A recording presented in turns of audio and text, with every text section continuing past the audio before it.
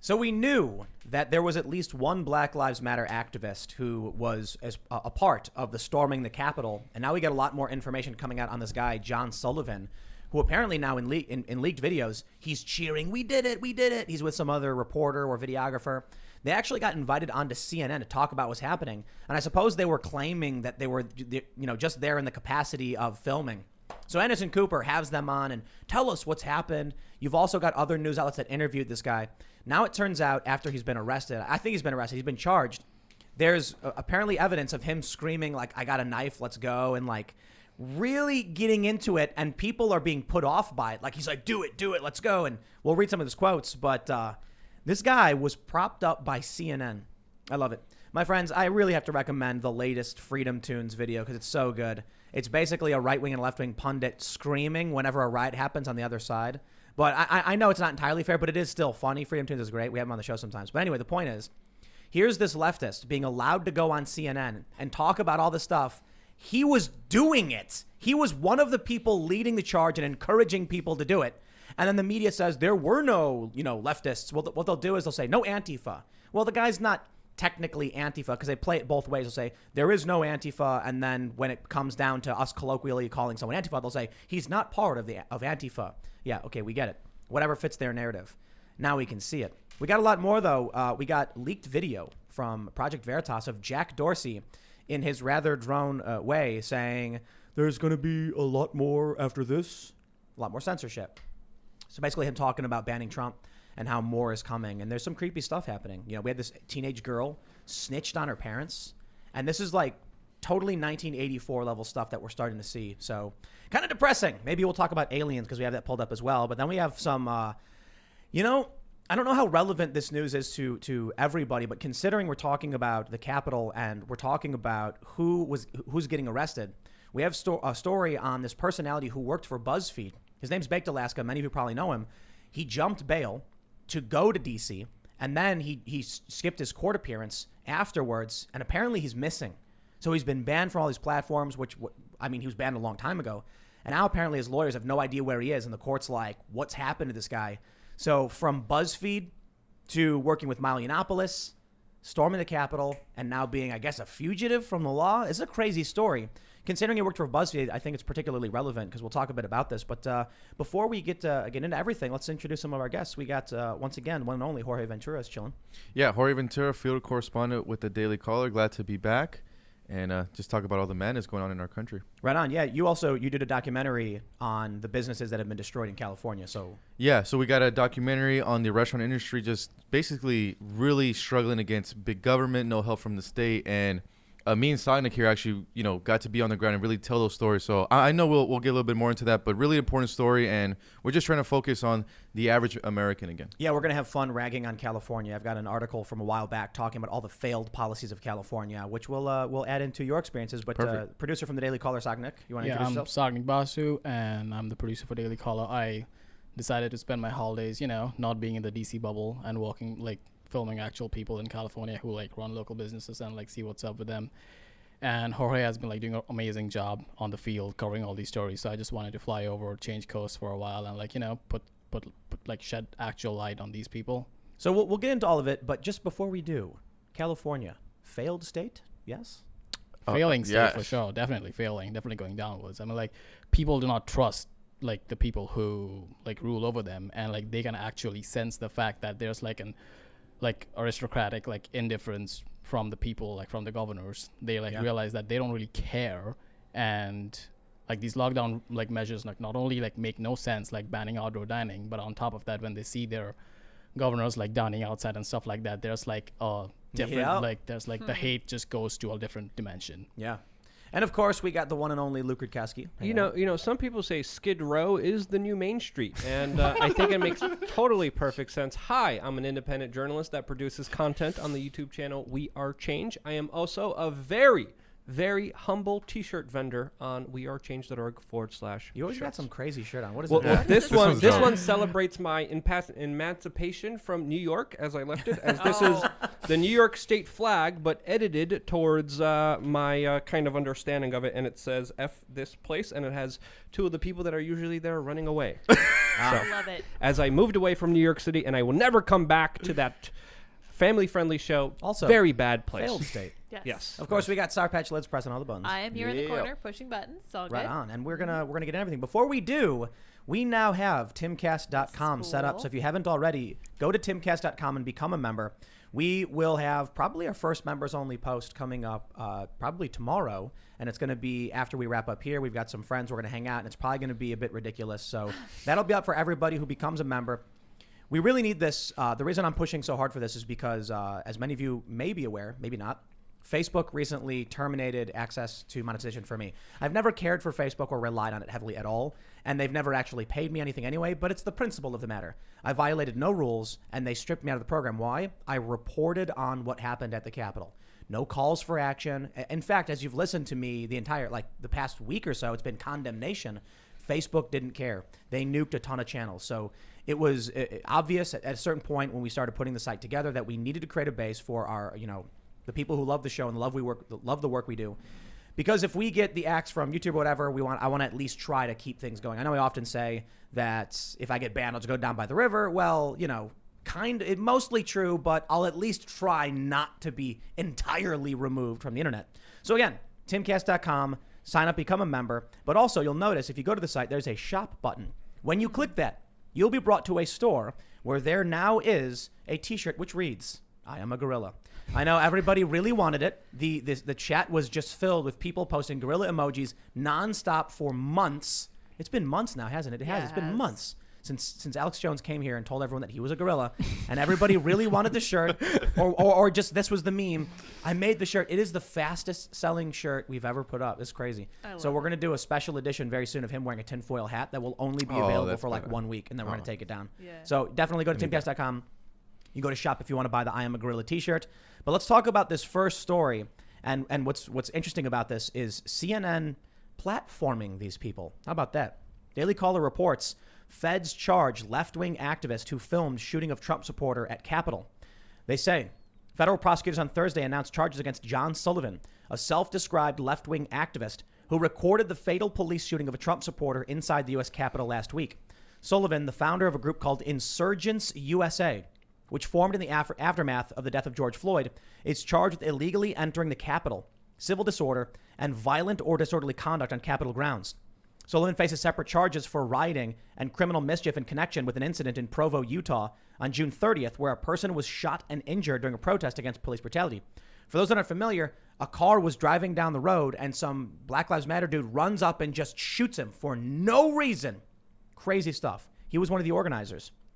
They say an FBI affidavit issued against Sullivan on Thursday cites comments he made on video he recorded during the Capitol breach. Sullivan told FBI agents as well as members of the media that he showed up at the Capitol to document the activities of Trump supporters who were protesting the results of the presidential election. But the FBI affidavit indicates Sullivan was acting more as an active participant in the riots than as a journalist. Here's the best part. Here's what I want to show. You got this clip right here. Mike Cernovich tweets this out. "I can't stop laughing. Sorry. I know it's all a scared time, but this is just too much." You have this image of Anderson Cooper bringing these people on his show to ask them about what's going on. It's interesting. I was told the people who stormed that building were domestic terrorists. CNN is putting these domestic terrorists on their TV to espouse their deranged views. That's incredible. From these quotes, it gets really interesting. Apparently, he said, let me see, I'll read this one. He said, quote, "There are so many people, let's go. This S is ours, F yeah," he is heard saying in video. "We accomplished this S. We did this together, F yeah. We are all part of this history. Let's burn this S down." These are quotes from the dude that CNN had on TV. Wow. He was filmed as a Capitol police officer shot Trump supporter Ashley Babbitt as she attempted to enter the barricaded section. Now, there's another interview that was put up by the Epoch Times where one reporter said he kept saying over and over again, "She's dead." And there were people saying, no, we can save her, we can save her. And he goes, "No, she's dead." And so what she was saying, this journalist, is that she thinks he was trying to enrage the Trump supporters so that they would take out some action like this would be a catalyst or something. In an interview with CNN's Anderson Cooper, hours after the fatal shooting, Sullivan acknowledged he was not a Trump supporter, but denied instigating the rioters who stormed the Capitol. "I don't want to see people get hurt unnecessarily," he told Cooper. Some Trump supporters have pointed to Sullivan's presence in the Capitol to claim the left-wing activists have served as agent provocateurs, egging on Trump supporters to break into the Capitol and commit violence. I think that's confirmed at this point. And CNN did no vetting and put this guy on TV. Bravo. Now I'll be real with all you guys. I'm actually fine with him being on the TV show, him being interviewed. If you've got someone who's a participant, journalists should interview them. Why did you do it? What's happening? The problem? They didn't vet this guy. He clearly lied. He was instigating. He was a part of it. I've even seen a photo. I don't know if it was actually from the event, but it's like it looks like it's him wearing a Trump hat, and he's talking about how he's infiltrating and he's gonna play a role. It seems like maybe this dude's real intent was to rile up Trump supporters so that they would be falsely accused, or not falsely accused, but so that they would do something really bad, and then boom, right there on TV. Sure enough, he goes on CNN, and what does he say? Oh yeah, look at everything they were doing. It's not us. Yeah, I watched that interview, and it's just funny now that we're talking about it, because it's like CNN interviewed him like if he was actually like a journalist for a media company. It was like, it's like CNN, if you want a reporter's perspective on the ground, there's tons of, ground reporters that were on the ground. You could have grabbed someone from the AP, from the Reuters, anywhere. I gotta say something. I gotta say something. They took one of the people they claim is a domestic terrorist. They keep saying, right? They put him on TV with this woman. Now, this woman, there's a video where she's like, we did it. And he goes, this is going to be the best film you've ever made. And they're like, yeah. And she goes, are you recording this? He goes, I'll delete it. He's clearly egging them on. Yeah. CNN says he was there in the capacity to document. Sitting across from us over on a beanbag is Richie McGinnis, who's chilling. And the New York Times called him a rioter who punched the window. Yeah. And Richie's a journalist. You guys are journalists. Yeah. Working for a news organization with press credentials for the Capitol building. What do we get? The New York Times falsely calls Richie a rioter who punched the glass. Never even happened. They just make it up. What do they do? They make it up. Yep. They said, oh, this guy punched the window. And they're like, just publish it. And then this guy who's actually there saying, yes, let's do this. Burn it down. CNN's like, interesting. From a videographer and photographer. This is what we... You know what, man? Life is parody. Oh my God. It's a joke, huh? It definitely highlights how horrible the mainstream media is, but also a lot of questions about, what actually happened there. Of course, a lot of people are going to be espousing their theories, but it's also important to note that Ford Fisher just found a Twitter thread about this guy from allegedly left-wing people in Seattle from November of last year, talking about how people in the activist community in Seattle think that he might be an infiltrator or an agent provocateur. Those are the exact words from a thread going all the way back in November, specifically about this same John Sullivan individual. Who is this guy? So I got a thread from Max Blumenthal. Now, Max is a leftist, and he goes through this big thread about this guy, John Sullivan, saying that he was egging things on as it was happening. He says now he's at Exhibit A in right-wing claims that Antifa instigated the riot. But I think this is where the nuance comes in. I mean, this dude, John Sullivan, was rejected by Black Lives Matter, was rejected by even Antifa in Seattle. And here he is on the ground at the Capitol pretending to be a Trump supporter or what? Pretending to be a journalist? So this is weird. Maybe it really just comes down to some crazy crackpot instigator who wants to watch the world burn. Maybe he's actually a leftist. He's certainly not a Trump supporter. Especially. No. But it could be that he's a leftist who he organized, this Provo protest for Black Lives Matter. Yeah, maybe he might be aggressive and he may be a provocateur, but it definitely seems like he's a leftist. Yeah, and it was odd too because I was even watching some news from Utah, and like their local news stations also were interviewing John like if he was like a field correspondent for someone. So this whole thing is just odd how it happened, but it's kind of funny because it's like us at the Daily Caller. We've been covering riots the whole summer, and CNN never hit us up for an interview and want to know our perspective from the ground. The funny thing is when the New York Times labeled Richie a rioter, the correction they put out said, what did they say, a right-wing outlet or something? A right-wing Daily Caller, a right-wing outlet. Like that's the most bothersome part. It's like not only did you not concede the fact that you guys were wrong and misleading and potentially putting someone else's reputation in life worths of harm. The correction you run is making sure that he's more damaged by telling that, a right-wing reporter was inside the Capitol. You know what that means. Why don't they say left-wing reporter for Jim Acosta, You know what? Yeah, right. With credentials. Yeah. They could have just said, we made a mistake. It was a journalist. The worst part is it's not like they do not know who Richie McGinnis is. Like Right. they used the reporting for Kenosha, which was Right. like invaluable to like most extent. And it shows they did no They groundwork. they didn't Google search. Bad They at didn't it. ask who this guy was. Yeah. They just said, it's a writer. That's the Roll problem it. that's the problem with mainstream media. Like they are so married to their narrative, Yeah. it doesn't really matter what comes in weight. Like Well, they're so married to the narrative that they'll put one of the people who stormed the Capitol and cheered it on the news as a journalist, and then the New York Times will call the journalist a rioter who it's just And you know what's the best part of it, Tim? Is CNN is not going to even update a story like, hey guys, we No. just interviewed a rioter. We just found out this is the charge. He No, lied. they won't even update. Everything he this said is- was yeah. probably wrong. But this is important. According to the FBI, the initial reports that I'm seeing right now, this John Sullivan allegedly told the police officers to stand down in the speaker's lobby, and then he, quote, agitated the crowd to attack the doors and windows when he filmed at the moment when Ashley Babbitt was shot and he killed. told the cops to stand down. This is according, according to some initial reports I'm seeing here. I wasn't From able where? to Where is verify it. This is allegedly according to the FBI. I need a few more minutes to kind of fact check this. I'll send you the link right now. There's a justice.gov document that I got it. I will. Okay, good. Here we go. In the FBI affidavit, they say, several times during the video, Sullivan encounters law enforcement officers who are trying to prevent further advancement through the building by those who entered unlawfully.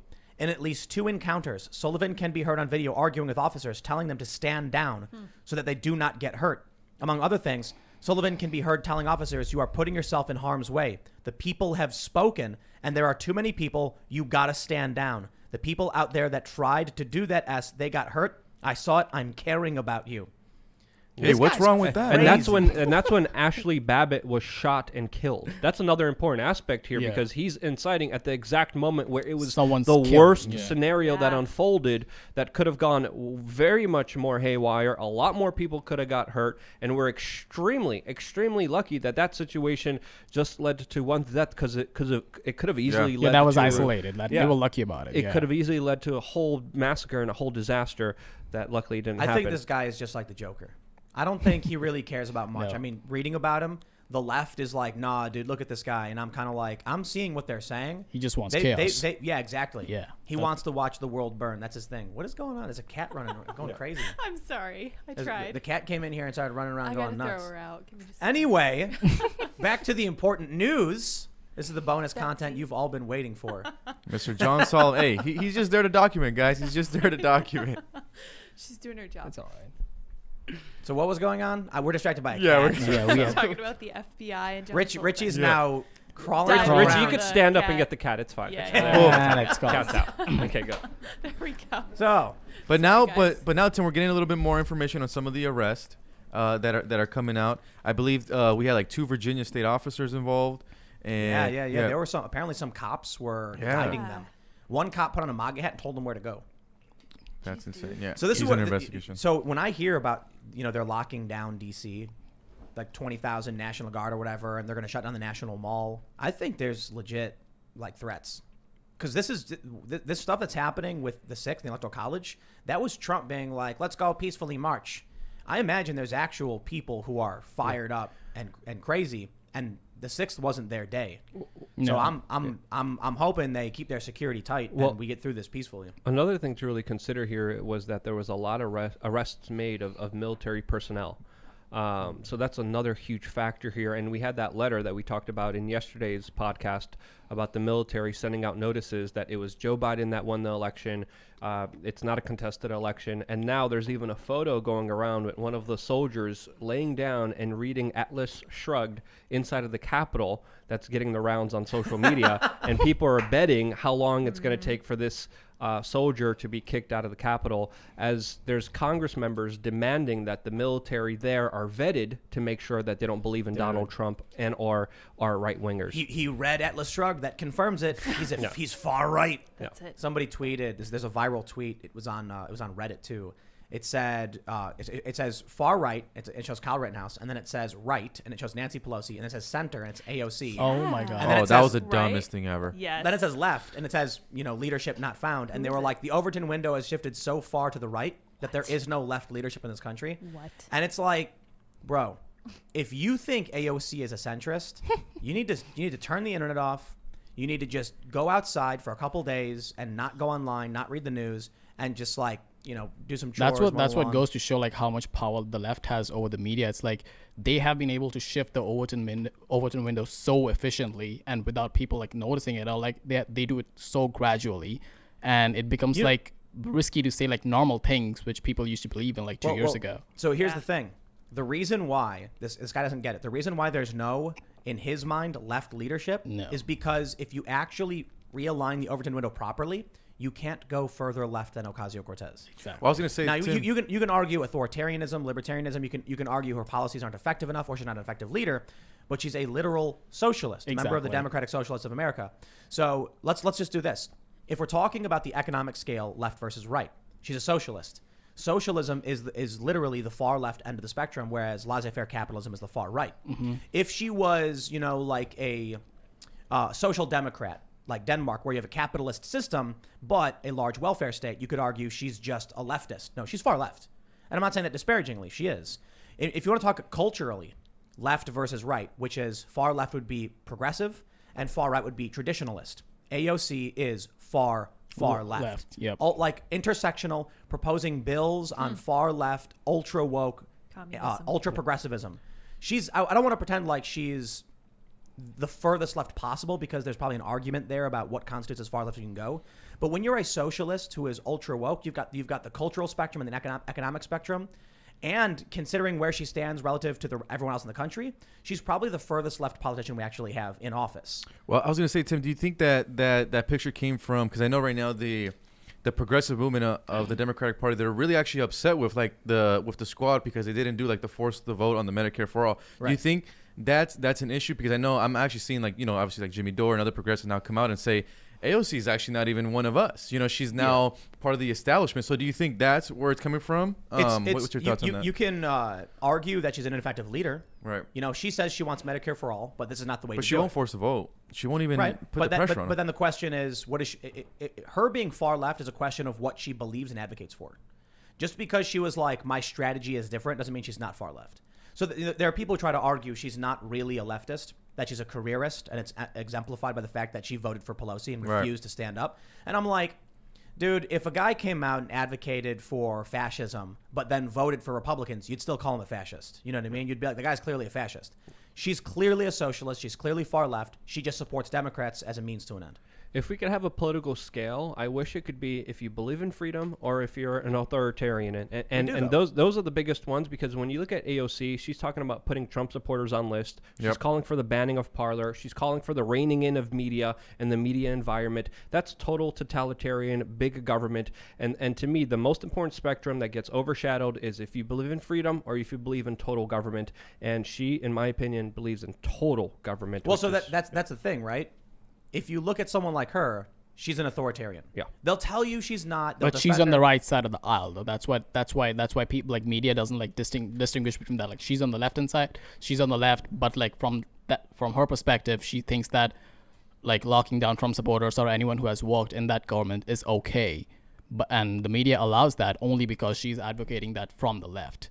So authoritarianism doesn't matter because she's advocating it from the left-hand side of the aisle. And so I think the left fundamentally, many of these younger leftists don't understand what authoritarianism means versus libertarianism, freedom versus authority, the hierarchical control versus the decentralized system.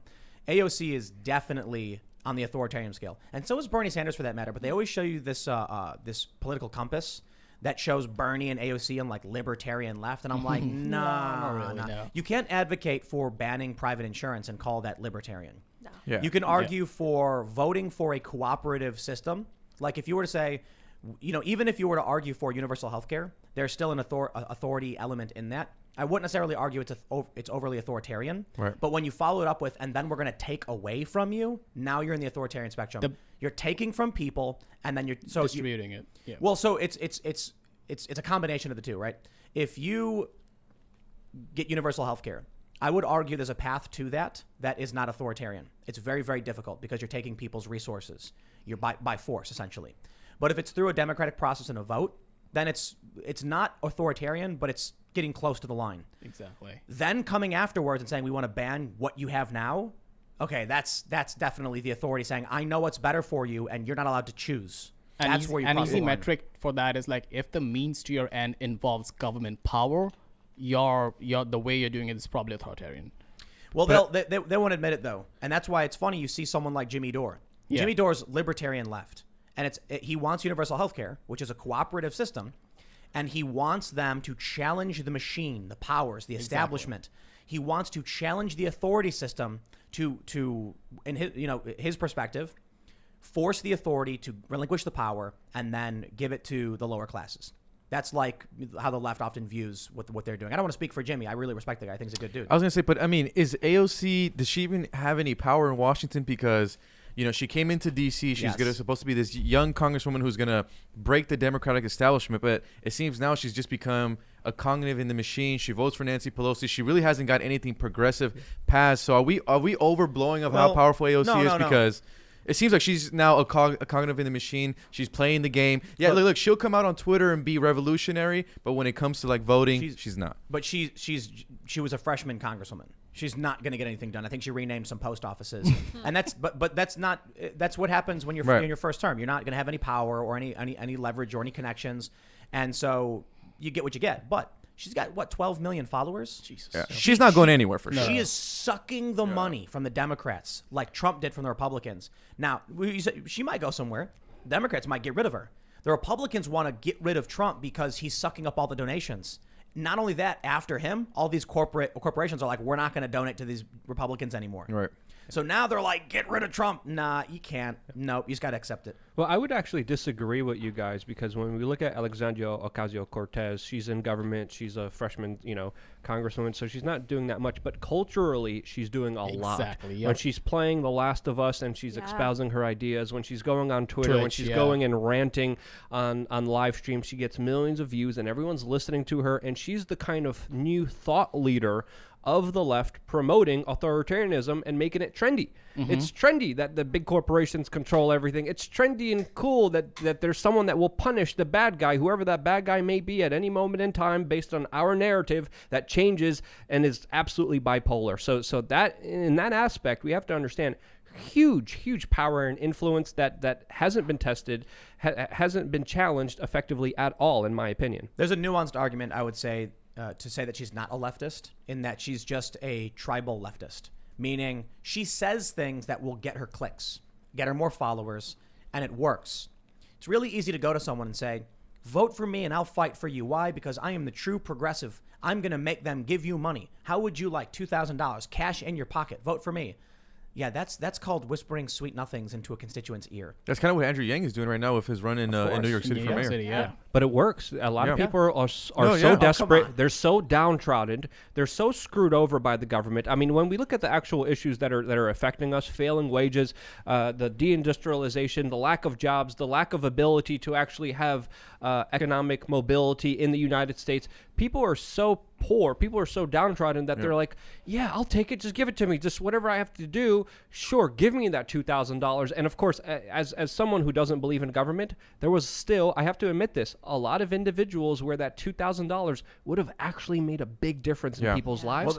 That would have been so important for them. I agree with you right there, Luke. And I believe in like anarchism. I don't believe in government doing anything for anyone. But you're not a real anarchist, Luke, because you're not leftist anarchist. Whatever, it doesn't matter. I'm kidding.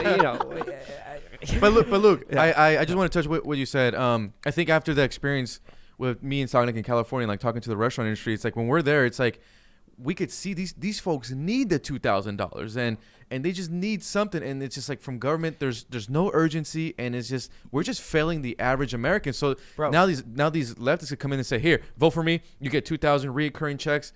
I mean, those checks never come. But listen, you're right. These people need these checks. But how twisted is it that a dude walks into your house and he takes your gallon of milk out of your fridge and he dumps it down the drain, and then you're like, bro, I need milk, and he goes, all right, I'll tell you what, vote for me and I'll give you milk. It's like, you took the milk from me in the first place, that's like dude. Keynesian economics 101. Like if you break into someone's garage door, like it's your job to fix the garage door. Like the government did this to the economy. It's their job to make sure that these people have a safety net. Yeah. But I mean, the problem is it is the perfect scenario for the government. They create the dependence, and then they create the problem, and they're the only solution. Yeah, like give us power, then we'll solve this thing. We started the problem. It's our fault. But don't worry. If you vote for us, we'll fix it for you. And they're going to make it a lot worse by devaluing your dollar, collapsing the economy, Amazing. and then the price of your daily items at the grocery store will go up dramatically, and you won't be able to Correct. afford to live. The medical industry is already rigged. It's going to be There's even a more cascading rigged. effect, It's, yeah. it's even going to be more rigged with companies like Amazon coming into the play here as they're trying to get control of the healthcare market now. As Amazon just recently teamed up with Warren Buffett, with Berkshire, and Jamie Dimon of J.P. Morgan to launch a new healthcare company. So when you look at this kind of monopoly, huge conglomerate of a glob that is Amazon, they've taken over the book business. They're taking over their online retail business. They're taking over all the lucrative Grocery government stores. They've contracts. had grocery They're stores taking over now. grocery stores, Yeah. and now they're trying to take hold on. over the health industry. But Luke, it's Yeah. okay because Yeah. they tweet Black Lives Matter, Luke. It's Yeah, it's all that okay. matters. But Yeah. hold on. Let me stop you guys. Ragging on Amazon.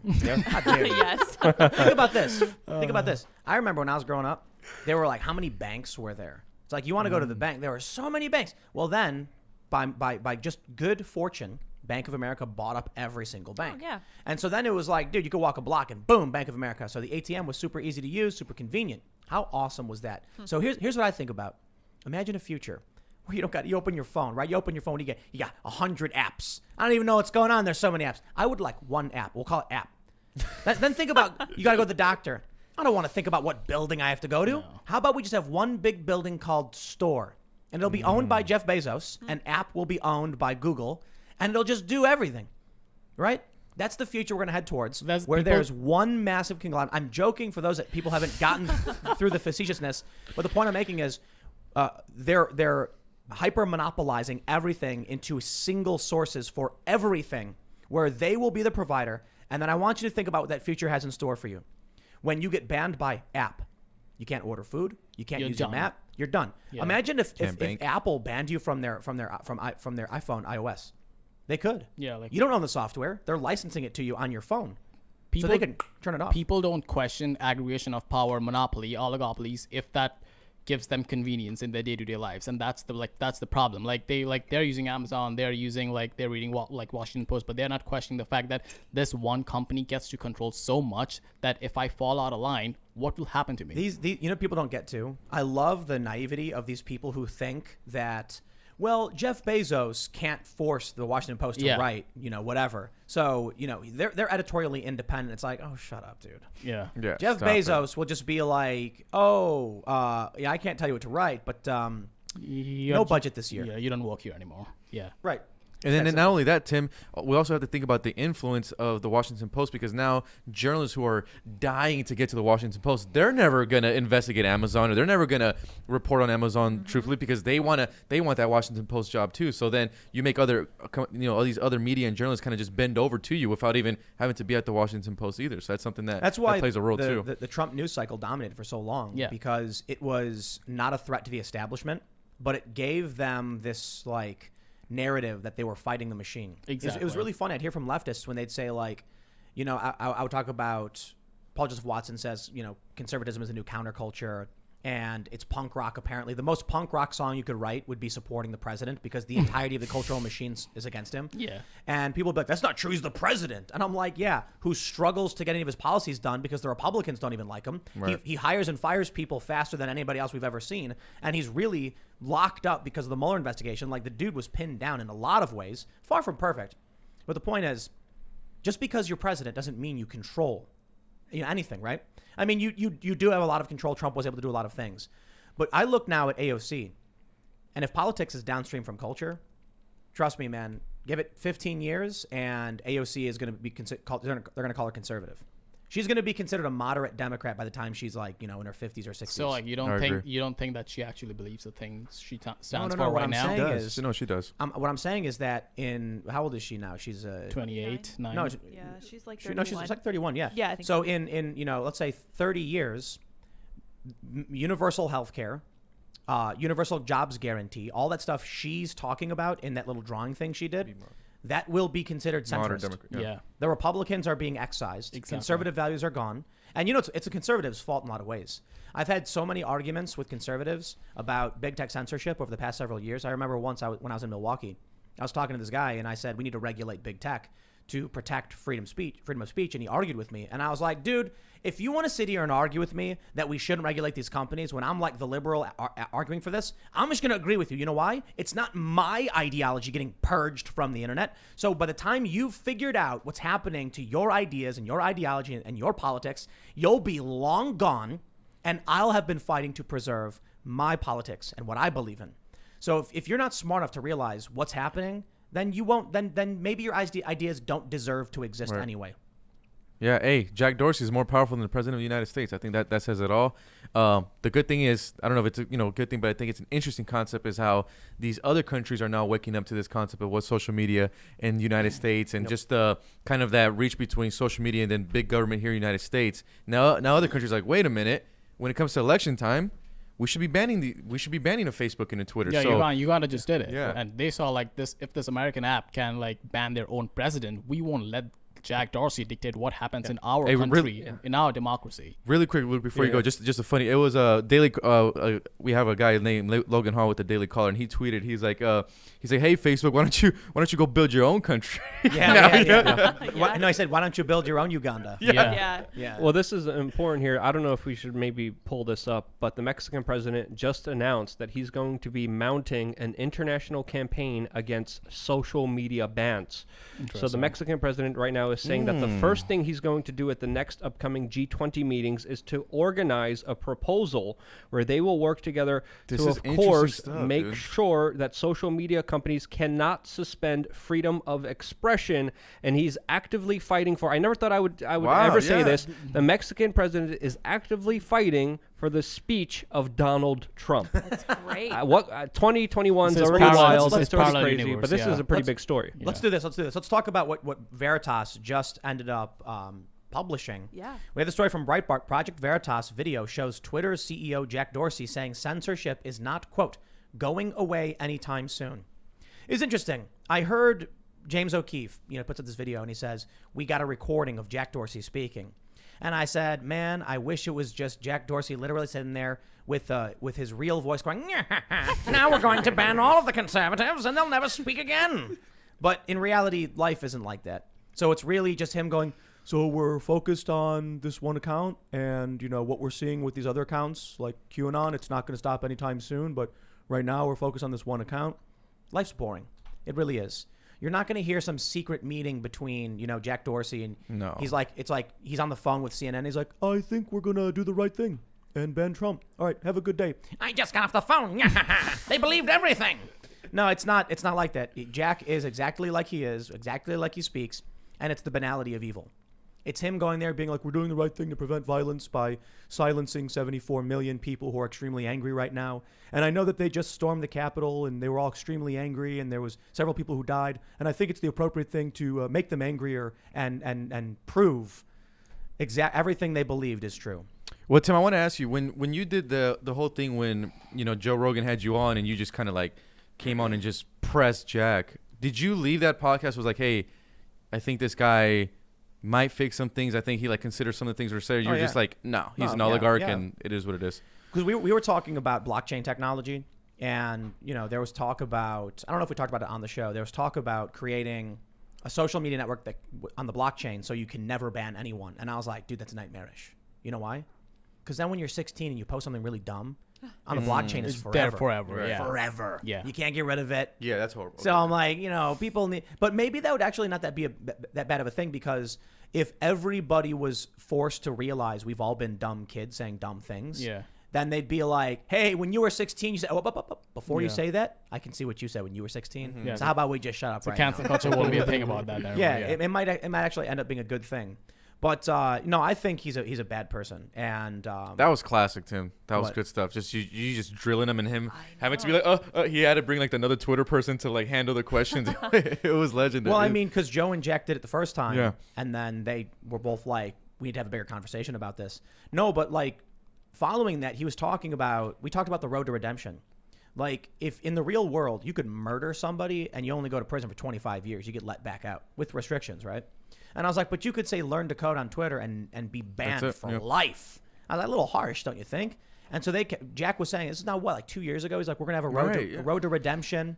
People will be able to come back. We'll find a path to come back on. And I was like, you need to do that. And it needs to be, get rid of this idea of permanent bans. Yeah. Like, it needs to be like the worst case scenario is a 5-year ban. That's still a really long time. But most people who got banned for like learn to code, it should have been a month. Yeah. Like, I mean, honestly, you shouldn't get banned for saying learn to code. But if it was something like we've deemed this to be harassment, then come on. A lifetime permanent ban? Well, more's coming. So, look, we have this video from James O'Keefe. It's not the craziest thing. He just basically says, we're focused on one account, Trump, right now, but this is going to be much bigger than just one account. And it's going to go on for much longer than just this day, this week, in the next few weeks, and go on beyond the inauguration. Dude, everybody, just stop using Twitter, man. I'm really, like, I guess there's a reason to use it. I've said many times in the past, I'm going to stop using Twitter. I still use it, but I just don't care anymore. So I just do a lot of trolling. You know, I love watching Michael Malice on Twitter. I learn from the best. He's the best. He's just troller, yeah. Yeah, I've seen really good trolls, but he really knows how to make people just like brains crack. And so I just put out tweets that I think are funny, and I don't think about it anymore. Maybe that is part of the problem, though, because then a ton of people are like, yeah, but then I'm going to follow you because you say funny things, and then people react because they're dumb.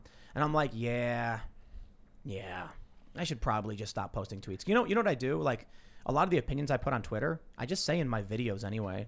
Right. Just Twitter doesn't even do anything for me. It's just pointless. Like, you know what, man? I get there's a lot of people who really want to get more likes and more shares and more followers. I don't care about that.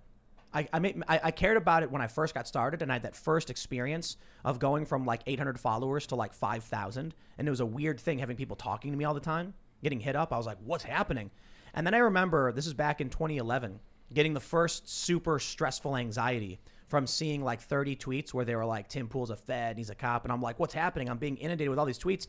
And it was freaking me out. And I'm like, I don't want to look at this. And then I just like kind of thought about it. And I was like, I don't even know these 30 people. Yeah. Like I looked through it. I was like, hold on, wait a minute. How many people are insulting me right now? I went through it and I was like, there's not even that many people. Yep. And then I thought about it and just stopped caring. But I took the platform seriously for a long time. I would live stream, I would post news. And then I think maybe like it was a year and a half ago or so, I was just like, I'm not going to post my videos anymore. I'm not going to treat this platform. I actually deleted the app from my phone. And then I thought about it and I was like, you know, I do like using the app to follow the news organizations and certain journalists. So I should probably still have it. Yep. And that's when I flipped to just posting nonsense for fun. Well, the sad thing is a lot of people are obsessed with it, and it's their entire existence, and it's also their entire identity. And when you see individuals like that, it's like, okay. I mean, and then we also have to understand the other spectrum here. Your emotions could be manipulated by bots or by fake government sock puppet accounts that could manipulate your feelings and emotions based on what they say. That's why I think it's really smart what you did with your website, trying to get your kind of crowd on your platform where you have contacts with them. That's one of the reasons I've been setting up a similar system and collecting emails on wearechange.org, because I understand that once I have the actual context, once I have one-on-one communication with my audience, I could open up the comments, I could have an honest conversation, that there is no middle person. And I think we need to tell people to do this more and more. Get your own lists. Make sure there's no middle person standing in the ground that could decide what you get to hear, who you get to talk to, because when you look at the algorithms, they are programmed for a specific outcome. But once you got one-on-one email communication, email still could be rigged in many different ways, especially with the spam box. But it's, in my opinion, one of the best things we have right now, and we should really be taking advantage of it. Think about this, man. You know, so I've got on this channel, we're at like 900 and something thousand subscribers. You guys are awesome. Thanks so much for subbing. And we're really close to getting that gold medal. But I got 2 other channels over 1 million. So there's probably some overlap. You know, some people subscribe to all 3, but there really are a lot of people who aren't, who are subscribed to only one or the other. Then I got, 790,000 or so on Twitter. And I'm like, man, if I could get just 10,000 people giving $10 a month, we would not have to worry about any of the censorship. Out of the millions of people, just 10,000 people. I mean, man, for that matter, even if it was just 5,000 people, that's crazy. And you know what? The crazy thing is, the leftists do it. They do it, and they do it really easily. That's why some of the biggest podcasts in the world, I'm not going to name any of them, but they make they're making like 150K on subscribers every month. And I see that, and I'm like, they don't care about what they say, because they know they're directly funded by the people who like their content. Whereas I made the mistake of just doing a traditional ad model, which means if I get nuked, business over. Mm-hmm. So I was like, we got to start this. I should have done it a long time ago. And now we really got to start pushing it and making that the core function of what we do. Because if you're better off with 10,000 dedicated fans giving $10 a month, because then you can really run a biz with that kind of money. Yeah, when YouTube demonetized me, at first I was like, oh my God, I'm going to lose all my money. This is horrible. And then I'm like, oh, well, I just got thrown into the deep end. I could sink or swim. And I was like, let me swim. And I set up a similar system that you have. And I started making shirts. And again, people need to understand one thing that you bring up is this extremely important point that you, as the individual watching right now, have the ultimate power to decide with your attention, with your votes, with your dollars, with your clicks, what prevails. If you want the nonsense to prevail, you're going to focus on the nonsense and give your energy and time and focus on that nonsense. If you want good things to prevail, you're going to make sure those good things do prevail by investing in them with your time. We used to do, when I used to do fundraising, they would have these little gimmicks where they'd be like, it's $10 a month, not even a cup of coffee every day. So you know what you do? Instead of getting that venti, you get a grande instead, and boom, you're supporting your favorite creator. At the time, we were talking about nonprofits, so we're like, you want to save the rainforest, right? Forego 1 cup of coffee per month. Boom, you're saving the rainforest. You got to do what you can to help support the things you like. But I really want to stress that point. Out of the combined follower count of all of my socials, around like 4+ million, we only need 10,000 people. And then we're totally financially independent from this entire system. But I'm talking like 10,000 people at $10 a month is expansion territory. Like new buildings, new staff, new news. That's the territory we want to get into. Now, with Jack Dorsey saying it's going to keep expanding, I'm thinking maybe I should just stop using Twitter. Look, I like the Twitter list I've curated of people I follow because I got a good balance and I use it for news aggregation. Getting banned would kind of, hurt my ability to follow the news. So why bother even contributing to the noise? Given the fact that this subscription model and this ad model is getting more popular with like people on the left and people on the right, do you think like the concept of like the public square is gonna be like outdated or is like even overrated? Twitter destroyed it. Yeah. Twitter really is the place they destroyed it because that's where up-to-date political news happens. Yeah. Facebook is like a bulletin board where you walk up and you put something on the wall and you walk away. Twitter is like the people standing there talking to each other. Yeah. So them taking the power and giving it to the left, and then the left acting like it's not happening, is what's the end of even moderate views in this country. When do you think that switch happened, though? I mean, it's gradual. It's grains of sand in a heat, right? So over time, Twitter has become more and more prominent. And I think Donald Trump played a huge role in it. Donald Trump should have gone to another platform. He didn't do it. Do you think that was like the guilt for them? Like, yeah, the fact that we covered the WikiLeaks story and all this like gave credence to this guy and now he's in like the president's seat, like that's like the guilt for them. Yeah, maybe, but the real issue is that Jack Dorsey seems to have never talked to a conservative before. Yeah. So like when he went on the Joe Rogan podcast, it was aptly and accurately pointed out by many conservatives. They were like, why are 4 liberals sitting in a room talking about banning conservatives and 2 liberals are defending conservatives instead of having the conservatives actually in there to defend themselves? Oh, that's a great point. Right. Now Joe asked me to come. I'm admittedly a liberal on most of these issues, but I believe in freedom. Yeah. I don't think the current version of liberal is even liberal. No. These are like authoritarian, it's like weirdos. progressive left, yeah. But it's not even, the people who say they're liberals are just tribal Democrats. So that we might agree on some economic issues, but they don't agree on freedom. No. So it really just comes down to the fact that Jack doesn't know, he lives in a bubble, a far left, ultra progressive bubble. Echo chamber, yeah. And he thinks it's normal. Yeah. So he's like, when he hears a conservative say, I think, he'll hear conservatives say, we need to have better border security to make sure that we can protect our jobs. He goes, a Nazi. It's like, actually, that's most of the country, but you live in a bubble. So I'll tell you one thing, man.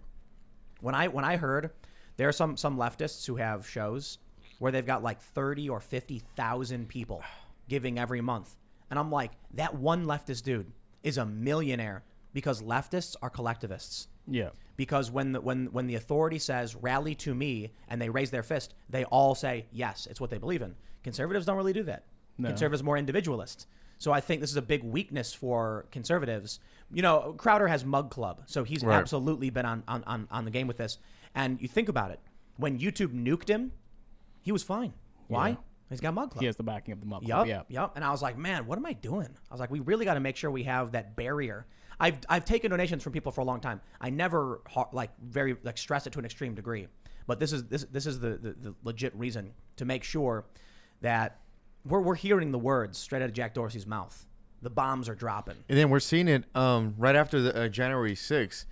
Instagram actually started deleting a lot of like photojournalists, like a lot of their posts just from the 6th. So now if you just report the news, like straight That's news, what happened to me, dude. You're now gonna get shadow banned, censored. You're gonna get warnings. You're gonna get all this stuff deleted. So first it starts off with Trump, and then now we're gonna start moving into the people who just do straight news, like people that I literally just do news. I was seeing them get their stuff nuked on Instagram, Facebook, and and then we're gonna see it on Twitter too. So I mean, this is just, it's horrible. I mean, and the thing is, for me, is it's easy. Like, I would love to be in a position to be like, I want to delete Twitter, but I'm still on the up and coming where I need Twitter for the type of work that I do, field correspondent journalism. So very tough spot for people like me right now. And it's just like, what do we do at this point? But you don't have to contribute to like the core of what's causing Twitter to be a problem. You can post news, you can follow news. I'm talking about, when I tweet jokes or trolling, it gives people a reason to use the platform. Mm-hmm. So for me, I'm kind of like, maybe I should just use it as a business vehicle of reading what people are talking about.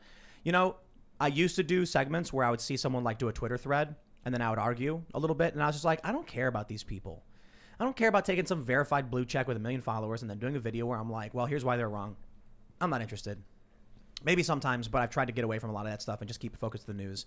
And I think the more we keep our addictions to Twitter for whatever reason, then it's just going to keep it's going to keep dominating the system, and it's our collective voices using the platform that gives Jack Dorsey the power to decide what the culture is going to be in the next decade or so. Which is why Gab is great. Yeah, and every year gets a little bit like from my perspective, every year is getting worse on Twitter because last year one thing that I was able to, not me like report on a lot, but I was able to use my platform to communicate with these journalists is last year. And it's still the problem now, is the problem with the Mexican cartels in Mexico. So one thing that I was able to discover with Twitter is Twitter actually, at least last year, they were letting a lot of those videos just flow on. And we were able to show the American audience, like, hey, this is what goes on in Mexico with the cartels and stuff. But then as soon as the new year started, they banned all these like violence videos, which I get. But I still think that Twitter needs to respect the newsworthy of these subjects, because now we don't see them. And then also too, around, I remember in the beginning of 2019, you can't even see these videos now, is when Iraq was starting to protest. You would see how the government was doing the internet blackout in Iraq. They were killing a lot of their protesters who were unarmed. You got to see that stuff on Twitter, and as soon as 2020 started, they don't even let that stuff fly. So it's like now we can't even inform the public of like these real situations in these countries too. Well, another thing you really need to understand here is that they're ruling with fear. They're setting up this chilling effect. Look, innocent people got hit who just report on the news.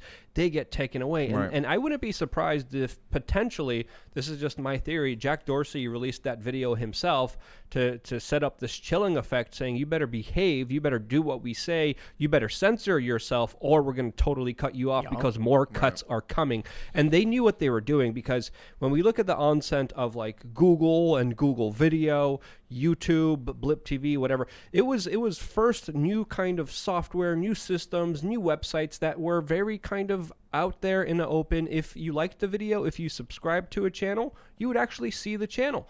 The channels that were most viewed were listed. These are the most viewed channels. Of course, a lot of anti-establishment, anti-corporate dominant stuff came up, and it scared the other bejesus out of people. And they were like crack dealers, because that little whiff of freedom was a little crack. In New York City, when I grew up, crack dealers would give crack to people who were downtrodden, so they get for free at first. Yeah. They would get downtrodden. They would take the crack. Then they would become crackheads and customers that they would, of course, use and abuse. Dude. Yeah, they always had the free samples for a reason. They did the same thing with social media, and that's why some people akin social media addiction to alcoholism even. There's been some studies showing that it could be even more severe than chemical dependency. Your link to this cyborg machine that is literally programmed to keep you addicted to it, as they even work with gambling institutions to try to gamify everything so you're stuck into the gaze, blindly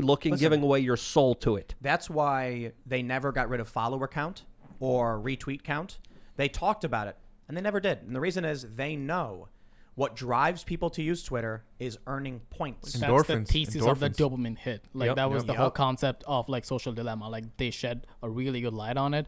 Like this is actually designed to keep your attention. Like everything about it, like the fact that when you like scroll up and it kind of like gives you like a bounce effect and like kind of refreshes. That's like the lottery machine. They work with the top psychology experts in the world to try to get you hooked on it like you're a drug addict. And that's why Luke, and I know Luke has actually said this before, so it's not nothing new, but that's why if you look at like teenage girls, their depression is the highest it's ever been because the endorphin, like, oh my God, he liked my picture. Double tap, friend request.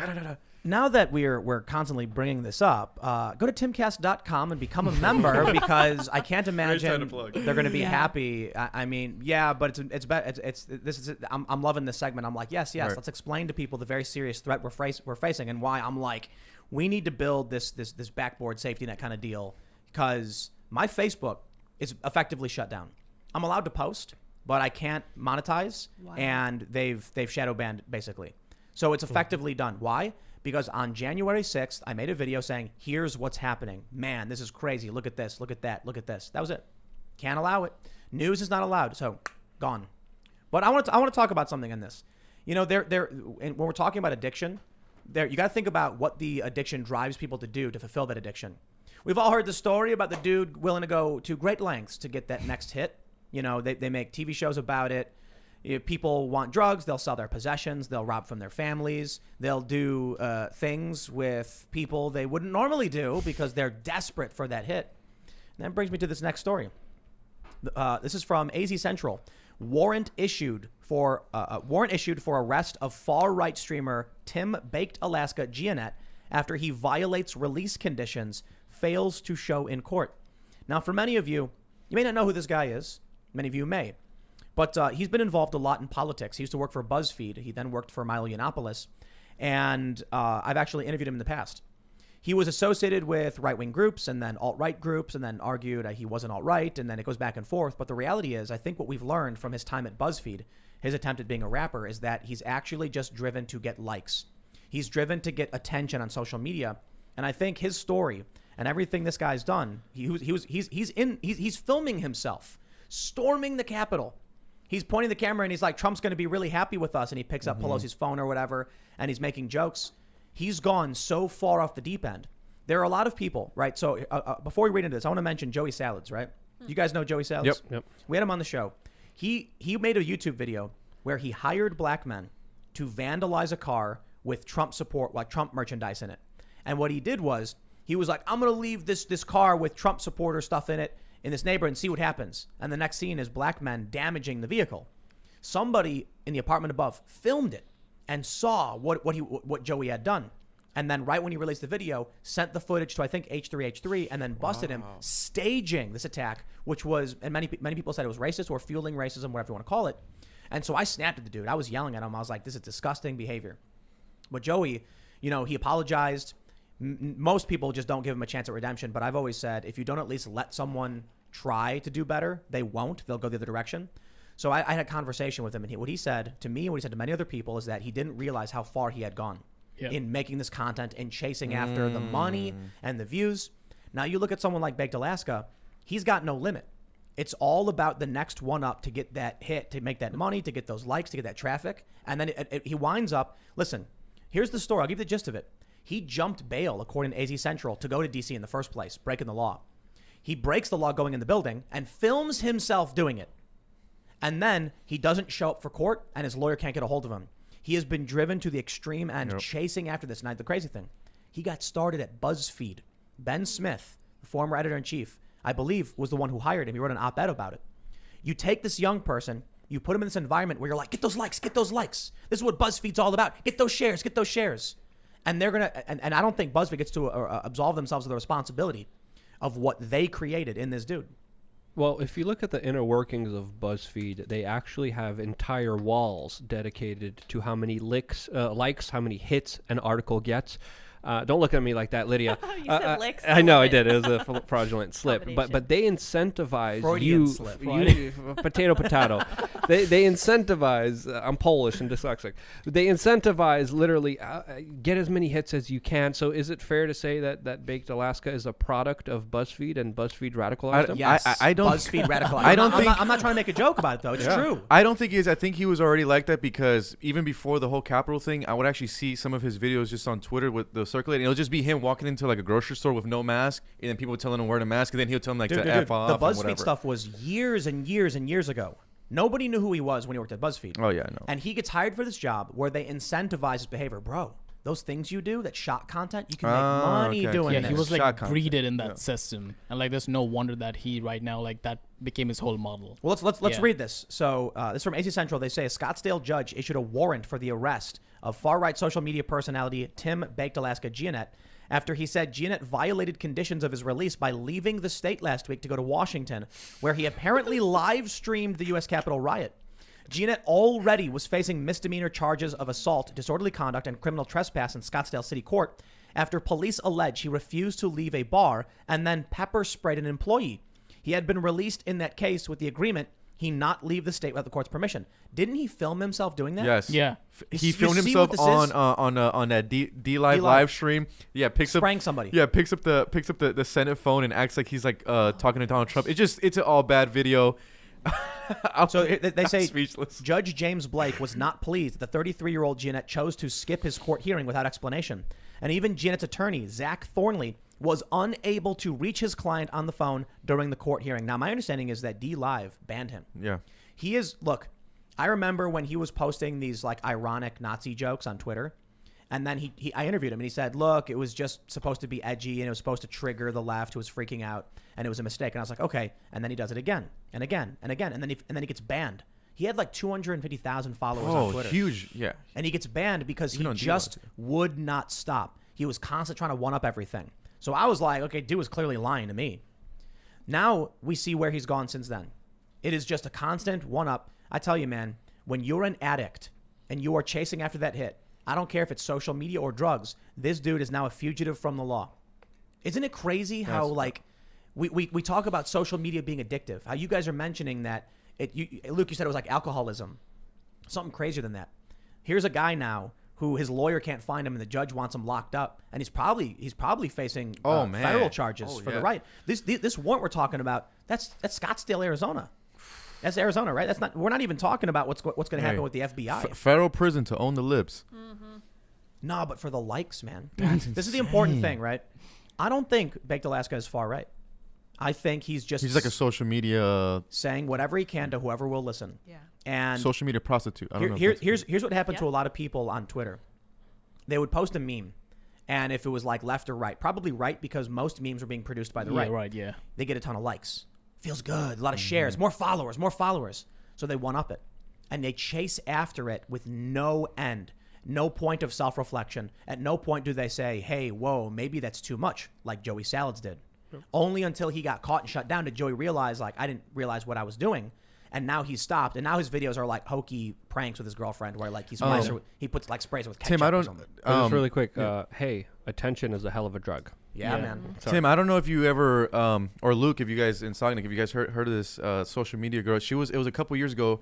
Her name was, because now that we're speaking about this, just brings me up to my head. Her name was Lil Tay, and she was like, Yeah, she was a she was like a 10-year-old girl, regular girl, and her brother tried to groom her to be this like fake social media rapper, and basically her videos would be like, you know, you put the camera on her, she'd be like, I'm Lil Tay, I'm 10 years old, and she just have money. She's like, I'm rich, this is my Ferrari, and she just got into it. And then I think I forgot what investigative reporter was able to pull the videos where her brother is literally training her behind a green screen. Like, she's just like a regular 10-year-old girl. She's like, what do I say? Say it like this. Be more ignorant. And it was just now that we're speaking about that addiction, it was like it was that too. Like they were just that likes, and Well, fake image. There was cases of people abusing their children for YouTube videos. Yeah, exactly. That Philip DeFranco even called out and That's brought disgusting. to everyone's attention that was able to actually take them down. Because if it wasn't for individuals like Philip DeFranco to actually address this, no one would have known. They would have kept growing in numbers. But he and I think a couple of his viewers took all of the videos and they made a compilation, and it was akin to child abuse of them putting their children in front of the camera, making them fight, doing everything for attention, slapping them, hitting them. I mean, it's just absolutely crazy how low people will go. There was a video on YouTube of a dad giving his daughter a vaccine, and like pulling her pants down and putting the needle in her butt, and it had like 12 million views. It wasn't in America, but there was this phenomenon that happened on YouTube where bots figured out what was getting clicks and created these insane videos of like, you'd see these cartoon thumbnails of like a guy drinking out of a urinal. And it's for real, like a cartoon. And you click the video, and it's like, what was Spider-Man, Joker, and Elsa running around with music, and then Elsa was pregnant, and Joker would have a gigantic syringe, because those were, for some reason, what the algorithm was promoting. So these people are chasing after whatever they can get. The algorithms are turning us into lunatics. Yeah. I get messages from people, man. I don't know what's happened to my friends. No joke. I have left-wing friends who think that, I don't even want to get into the conspiracy stuff they believe, but it's like, you've heard of QAnon. You know why? Because the media talks about it. And they go, haha, look how dumb the right-wingers are. But the right doesn't point the finger at the fringe conspiracies of the left and the things they believe. Probably because that's not what the conservatives do. They're focused on government. They're focused on seats of power. Yeah. But because the media is focused on this threat of QAnon, they don't talk about the left and the unhinged and insane conspiracies. Like, we got a glimpse of it when MSNBC ran a segment where they claimed that Donald Trump was a Soviet KGB asset. The Soviet Union, no joke, from the 80s. They actually had a guy on and said, we got to consider that Trump may have been maybe an asset of Russia going back to the 80s when they were part of the Soviet Union, dude. Now, that was a glimpse. I tell you, man, I'm not going to name some of these people because they got a lot of followers, hundreds of thousands. They've been on Twitter the entire time saying insane things well beyond what Q says. So you hear about this QAnon stuff, and they'll be like, the Nighthawk is driving, and Silver Fox is gonna launch the missile, and then we're gonna see the indictments, and it's like it means nothing. And then you look at some of these people on the left, and they're like, murmurs are happening now at the DOJ. They're revolting. The deep state is going to put Bannon on trial for treason, and he's going to be executed. It's the same thing.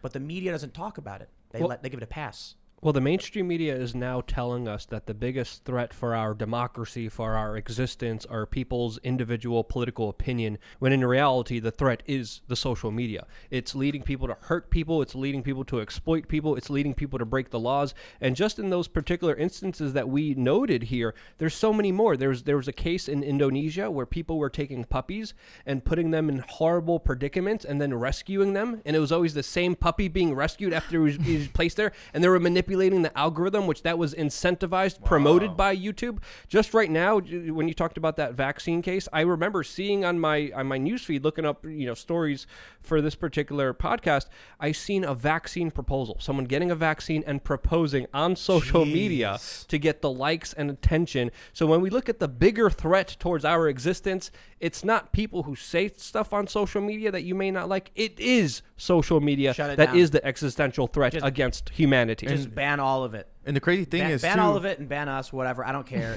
Humans have lost their minds. This is nuts. Yeah, and I mean, the funny thing is, it's not the funny thing, but it's just how media continues to divide us. And I think I actually heard this yesterday on Tim's show yesterday, was the populists on the left and the right agree on so much. Like, if you just sat them at a dinner table, they would literally be shaking hands at the end of the dinner table, like, wow, we could probably take down the establishment. But the media makes it seem like we're so divided. Like, at the end of the day, if you grab someone from the left and then the right, they say, hey, you know what? Healthcare is screwing us over. I want to send my kids to college. I want to be able to work where I want. I want to be able to raise a family on one income. We agree on these things, but they're making it seem like we are now like at a civil war. We're two different countries. It's just not the case. Mentioned this on the show yesterday. We were talking about the show Recess, the cartoon, and I figured out who this guy was. Is Randall Weems. All right. So it's a cartoon called Recess, and it's about these kids, an eclectic bunch, a diverse bunch, mind you. You've got different races. You've got the nerdy guy. You got the fat kid, and then like the regular kid or whatever. I don't know. But there's this one kid who would always snitch to Miss Finster, and there's a quote: "Hey, let me play, or I'll make up something to tell Miss Finster on you." And this kid's like hunched back, and he's like the teacher. He's always snitching on everybody. That's a journalist. That's journalists today. All right. What they do is they see people posting jokes and having a good time, and they go, "I'm going to report you." And then they call someone at like a bank. Did you know that there's a guy on Twitter who said something dumb and he's got a bank account with you? And then they're like, we don't serve them anymore. We're going to ban them. They're like, shut down their fun. Here's the best part. The show Recess is from when I was a kid, right? And so I look up this wiki for Recess, and Randall Weems, age 9, however, year of birth is 1988. Oh. He's 32 years old. That means he probably is at the age where he would work at BuzzFeed. Oh, great. That's right. So I'm telling you, man, these people, these journalists, are literally the Randall Weems of the world. Mm-hmm. We were all having fun during recess, playing kickball. Some of us were really good at it. Some of us were bad at it. Some of us were the weird loner kids who were hanging out, minding our own business, or you were the kid playing Pokemon, Magic the Gathering, and skateboarding. But he was these journalists were the nasty little tattletales who were always sucking up to the teacher and just getting in everyone's way, and everybody hated them. I wonder if you all know the kind of person I'm talking about, and you can think like, oh man, I remember that kid. I got one now name. They work at BuzzFeed. Yeah. Carla Mazda. Carlos Mazda. He Oh just my comes into God. head He's when you Randall say Weems, that. dude. He's Yeah. still a He is, thing, yeah. which Oliver bothers me Darcy. so But- much. Oliver Darcy. Oliver But Tim, not Darcy, only are Jesus. the everyone at Media Matters. are journalists playing the snitch role, but the journalists now are playing the PR role, where Exactly, where yeah. now a politician would say something and they just run with it. Like They what run happened ground- to yeah, us, they run into holding them words. to holding the powerful accountable. Now that we just do PR for them. I'm not going to say the MSNBC's host name, but as soon as Biden got elected, she went on Twitter and said, "Oh, isn't this a great day for America? We finally have a president who doesn't lie." It's like you're a news person. Yeah. Hold them accountable. So now journalists run PR for these people. and he lied about the Iraq War. So let's not forget. Yeah. I mean, Yeah. come on. Biden is a bag of lies. No, Yeah. If a politician is not lying, it's not a politician. I'm sorry. But Luke, he tweets Black Lives Matter, so it's okay. It's okay. Again, it's okay. Yeah, it's fine. Doesn't matter Yeah. that we bomb Black lives in the Middle East as long as we tweet it. That's okay. Right. You know it. You know, Joe Biden is a lot of things, and it's funny because everything the left says about Trump, you could point at Joe Biden and be like, "I'll give you some examples." You know what I mean? Mm-hmm. Oh, but he's corrupt. Oh, we got China, we got Ukraine, we got the Bobby Linsky. Yeah, but Trump is a lecherous old man. It's like, whoa, hold on there. Well. We got video after video after video of Sleepy right. Creepy Joe touching them little girls, man. So look, you can tell from the media, and I'm over talking about it, but I have to. Like, let me rephrase that. I'm sitting in my room, I'm doing research, I'm reading the news, and there are stories that I probably would have talked about a year ago where it's like double standard in media, and I'd be like, can you believe this double standard? Now I'm like, so what? It's life. It's the new normal. It's part we of it, know yeah. the media's lying half the time, more than half the time. I mean, come on. CNN just had John Sullivan on as a correspondent. CNN brought on. Okay, so CNN goes, these are insurrectionist domestic terrorists.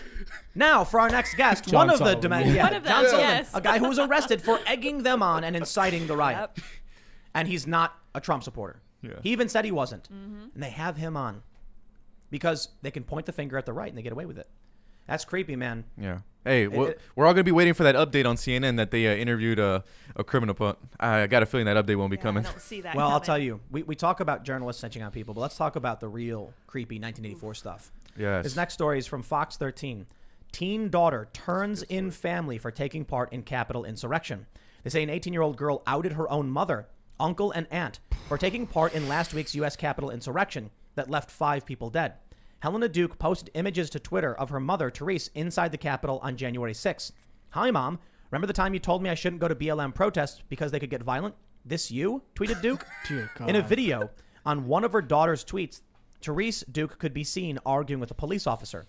Another tweet featured photos of all 3 of her family members inside the Capitol along with their names. Hi, this is the liberal lesbian of the family who has been kicked out multiple times for her views and for going to BLM protests to care what happens to me. So, because she has little in the way of financial help from her family, Duke has set up a GoFundMe account that has already raised $40,000. Oh my gosh. I didn't even know that part of the story. Okay, that made it way. Hold Making on. me mad. Can we do an inflationary comparison between 30 pieces of silver and $40,000? Yep, that sounds about right. At the moment, I have no idea how I will be paying for college as I have little financial support. I have a dream of one day becoming a lawyer, but I need help to of get course she there. does, yeah. Oh, I hope to jeez. attend college and then go into the Peace Corps. She wrote on the donation page. Bravo. You have lost your mother, but you've made $40,000. Hope it was worth it. Yeah. Well, let me say something. Look, people should not have been storming the Capitol. Nope. And these people who committed the crimes and, we saw people die there, they need to be held accountable. But there's something particularly twisted about turning in your family and then raising money off of Out it. of it, yeah. If she called the FBI privately Yeah. and said, I know who that is, oh my God, that's still kind of like, man, it's a tough question, but you blood is thicker than water. There are challenges, though, of sometimes doing the right thing and holding those within your own groups and your own family accountable when they do something very seriously wrong. It's another thing to post on Twitter, hey, look, that's my mom. Yeah. Give me money. Uh-huh. Welcome to a brave new world. Well, more like 1984. Yeah. Sorry. What's your thoughts on this, Luke? I know you've been 1984, man. So, Yes, yeah, I want your thoughts first. Luke broke. Yeah. He just Yeah. like, Oh gosh. Short circuit right there. Luke's like, That's I my told you so. reaction. Yeah, Luke's like, I told you so. I'm far beyond. I told you so. I've been there a couple weeks ago. It's Sighing. more like, yeah, okay. I think social media also gives you a false sense of community, a false sense of acceptance. It all goes along with the trends, and I think it's fair to say that this person wouldn't do this if she wasn't incentivized to get likes and tweets and responses. Now, of course, it's also fair to say we don't know the exact relationship they had with their mother or their father. So it's not that we can't judge here because we don't know what happened back and forth. But for it to end up at this stage where it's this public and this nasty, and the media celebrating it by highlighting it and talking about it, and this being incentivized in the algorithm, it's something that's awfully wrong in my opinion. It is the twisted nature of social media and the current media ecosystem. Look at what happened with what's her face's daughter, who's Kellyanne Conway. Kellyanne Conway. Oh, wow. TikTok kid, yeah, the TikTok Yeah, kid. her daughter is like saying a bunch of private family stuff, and the media is basically getting off to it. Yeah. And it's like, dude, first of all, I got to be honest. I look at George Conway and Kellyanne Conway, and I'm kind of like, is that real? That's upsetting, yeah. No, is Yeah. that real? Yeah. Is this like reality TV? It's like Big Boss, yeah. No, like Yeah. they're a married couple. One's anti-Trump, one's pro-Trump. Sounds like a sitcom. Yeah, it really is, huh? He's hating Trump and she's loving it. It's the Odd Family. And their daughter is like, and I have to post on TikTok. Yeah, she's making TikToks like, yeah, Corvette. No, but how it's like, I find it creepy that this kid can get on social media, and the big news companies Are celebrating this. they're salivating. They see this young Love girl. it. That gets She was like clicks. 15 years old. Yeah, she was. Like also like thinking from their point of view, like the kids' point of view, to what Luke said, it's like the sense of community they get from social media is way more important than their own family. Yeah. Which Sad. I think is like the sadder and the more grave part. Like in no world I would like think about the fact that, oh, Twitter can replace my family, let alone the fact that I would make money off of it. Yep. So like Well, that's that's the it. more concerning part. It's the GoFundMe, it's the PayPal post, it's the raising money. yeah. It's the that- interviews that she gets with these media hits. I think she already did an interview with like Good Morning America. Oh my so With the girl who turned in yeah, her family. Yeah. So she's already going big. So She got clout I want now, to say is yeah. I'm And they're gonna cheering be speaking for for the her. They're Latinos cheering on for this her. one. We would never do that because we get a Are you chancla kidding? straight to the Yes. face. That would be a death sentence for Latinos. So we would get the chancla to the face. That wouldn't There happen with us. would be a wooden spoon. in That's Poland right. that The you would Polish, get. yeah. And, Yeah, like, Sagnik, you want to give and, us like, the Indian like, perspective? from the Indian family perspective, we would probably like not have social media until we were 18. Yeah, so, yeah, there you yes. go. Perfect. Yeah. I love that. Well, in capitalist America, children sell you for Yeah. cash. Well, that's what it is, though. The only reason she was willing to do this is because she knew she could make money. Oh Yeah. $40,000. That's a lot of money. Wow. That's a lot of silver. That's more than 30 Famous, pieces. Yeah. And like probably what? like What is silver at? Probably 20 like a 20 staff. $25. Yeah, probably like a staff position at Media Matters as Yeah, well. something like that. Yeah. Well, think about it. What's your family for, right? I mean, first of all, they're your Yeah. family. You care about them. They set But- you straight. But the point of the reason why we developed social bonds as like people in society is that we survive when we Exactly. stick to our families. Now, here's this young woman who's found a better way than her own family. See, what's her parents? What are they really going to get for her? She has a place to stay. If she's ever kicked out, she'll never be homeless. Yeah, but if she sells them, for 40,000 pieces of green paper, she gets $40,000. That's more than her Pretty good family deal. could offer. Think about this. If protecting your family provides certain resources for you to survive, and selling them out provides more, you can see what some people are willing to do to get that. Right. That's twisted stuff, man.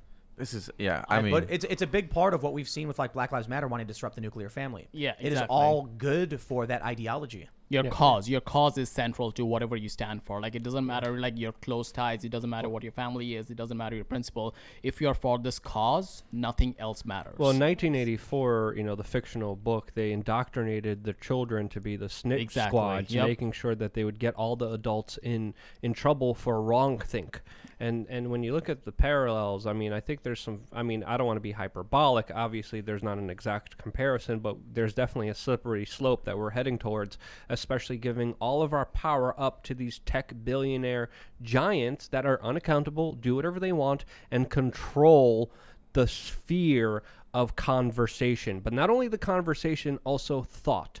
When you have that important aspect of controlling what people can and cannot think, what they can and cannot see, you have emperor godlike powers that could influence children in the most awful,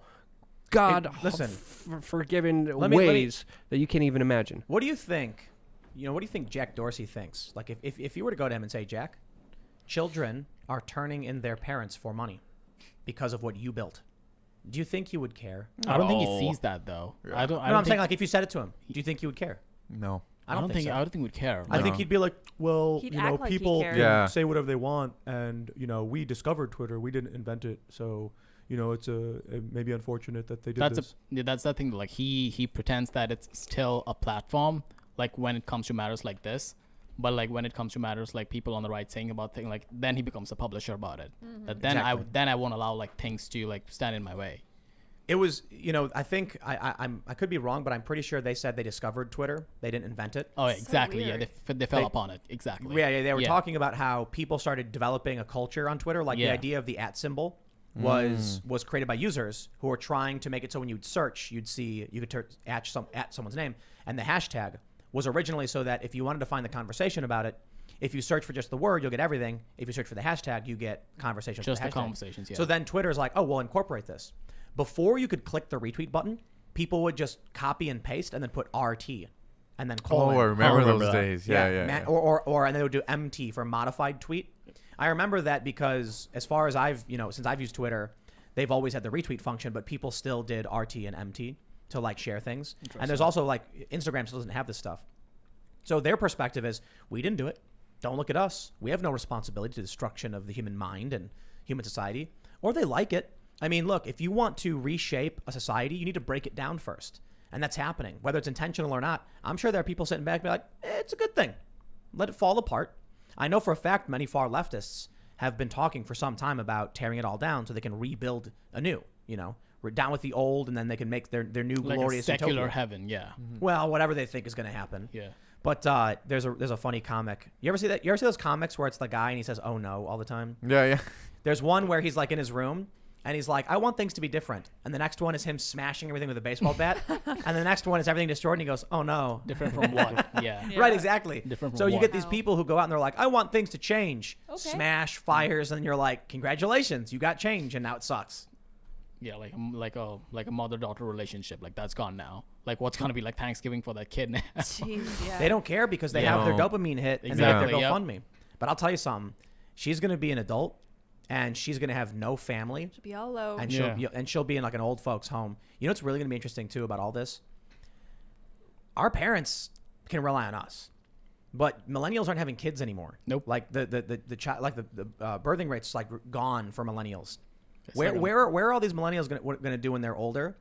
Look, these average people are going to find themselves with limited or no savings. That's one of the reasons. Yeah, millennials don't even own anything already. They're not going to own anything. You know what the average net worth of a 28-year-old is? This is outdated. It was from a year or two ago. Negative $1,000. Wow. You know what the average net worth of a 30-year-old is? 40 grand. $1,000. Oh boy. Oh, Wow. And That then was from off. there, it goes up to like 12,000, and then Okay. 33-year-old is like, And we're just 30,000. talking about the States, right? Yeah, in the States. Okay. It's old data, and my numbers aren't completely accurate, but it's like around 30 is when they finally get out of debt and start accruing wealth. Wow. Yeah. So these people, they're not having kids, they're not having families, they're not making money. They're I can in understand debt. why they're They angry. don't own anything. They don't own anything. Yeah, don't They're own renting. property. And they're going to be 80 years old renting, and then they're going to be like, I put my parents. And there's not going to be anybody to help them. They're not going to be able to afford it, and they're not going to have any kids. There's going to be a lot of cats. Yep. Yep. Yeah, but is the cat going to wipe your butt? Probably not. Is the cat going to help you in your wheelchair down the stairs? No, they will eat you. Take you out to to get breakfast, or are you just going to sit there wasting away? And another factor too, Tim, I think what we're seeing with this pandemic and something that we've already been seeing with the millennial trend is we're actually going to see less families with the millennials. So we're not going to have that structured family, mom and dad at home working and just having that. I think we're not even going to have that. So I would expect as we kind of keep going on that crime is going to keep going up, divorce is going up. Maybe people are getting married less, and the whole family structure in America just seems like it's becoming like this old idea now. Now it's radical to be like, I want to start a family, and I want to have kids and stuff. That's just that seems radical now. It's and the insane. really we need it. The really scary part is there's a lot of undertones. There's a lot of propaganda subliminally, especially in Hollywood, incentivizing a lot of this stuff, trying to make it popular, trying to glorize it. But in reality, it's going to cause a lot of human suffering, and it's going to make a lot of people dependent and weak in a way that they could be taken advantage of by some of the same special interests, according to my own personal opinion, that will dive in on this forsaken person who's downtrodden by the ideas that they put out, that they benefit from that suffering. So we have to understand this is a big cycle that needs to be exposed. Let's think about these parents. This girl turns her parents and she makes 40 grand. What do they do now? They're excised from polite society. They're called terrorists. They're facing, they're probably going to face some kind of charges. They probably can't work again. I mean, well, they're gonna have to. These people won't just cease to exist. No, they're gonna need food. They're gonna need access. I think there's talk about this collapse of the United States. I did a segment earlier. The people in China are flocking to buy this book that predicted the demise of the U.S. 30 years ago. What is a family to do if they've been removed from everything? They can't get jobs. They're going to find a way, and they're going to find their own parallel economy to make money. Cryptocurrency could maybe help. But that just leads us to this reality where you're going to have blue states saying, we don't want to work with you, and red states saying, it's fine. I mean, think about this. This woman's going to be able to go to Wyoming or West Virginia, find a job. They're going to be like, we like Trump too. By all means, come here and work. She's not going to be able to do that in New York City. True. So the Trump supporters and the Republicans and the right, the red states are going to become entrenched, and the blue states are going to become entrenched. And if you're a Trump supporter and you live in New York, you're probably already gone. Yeah.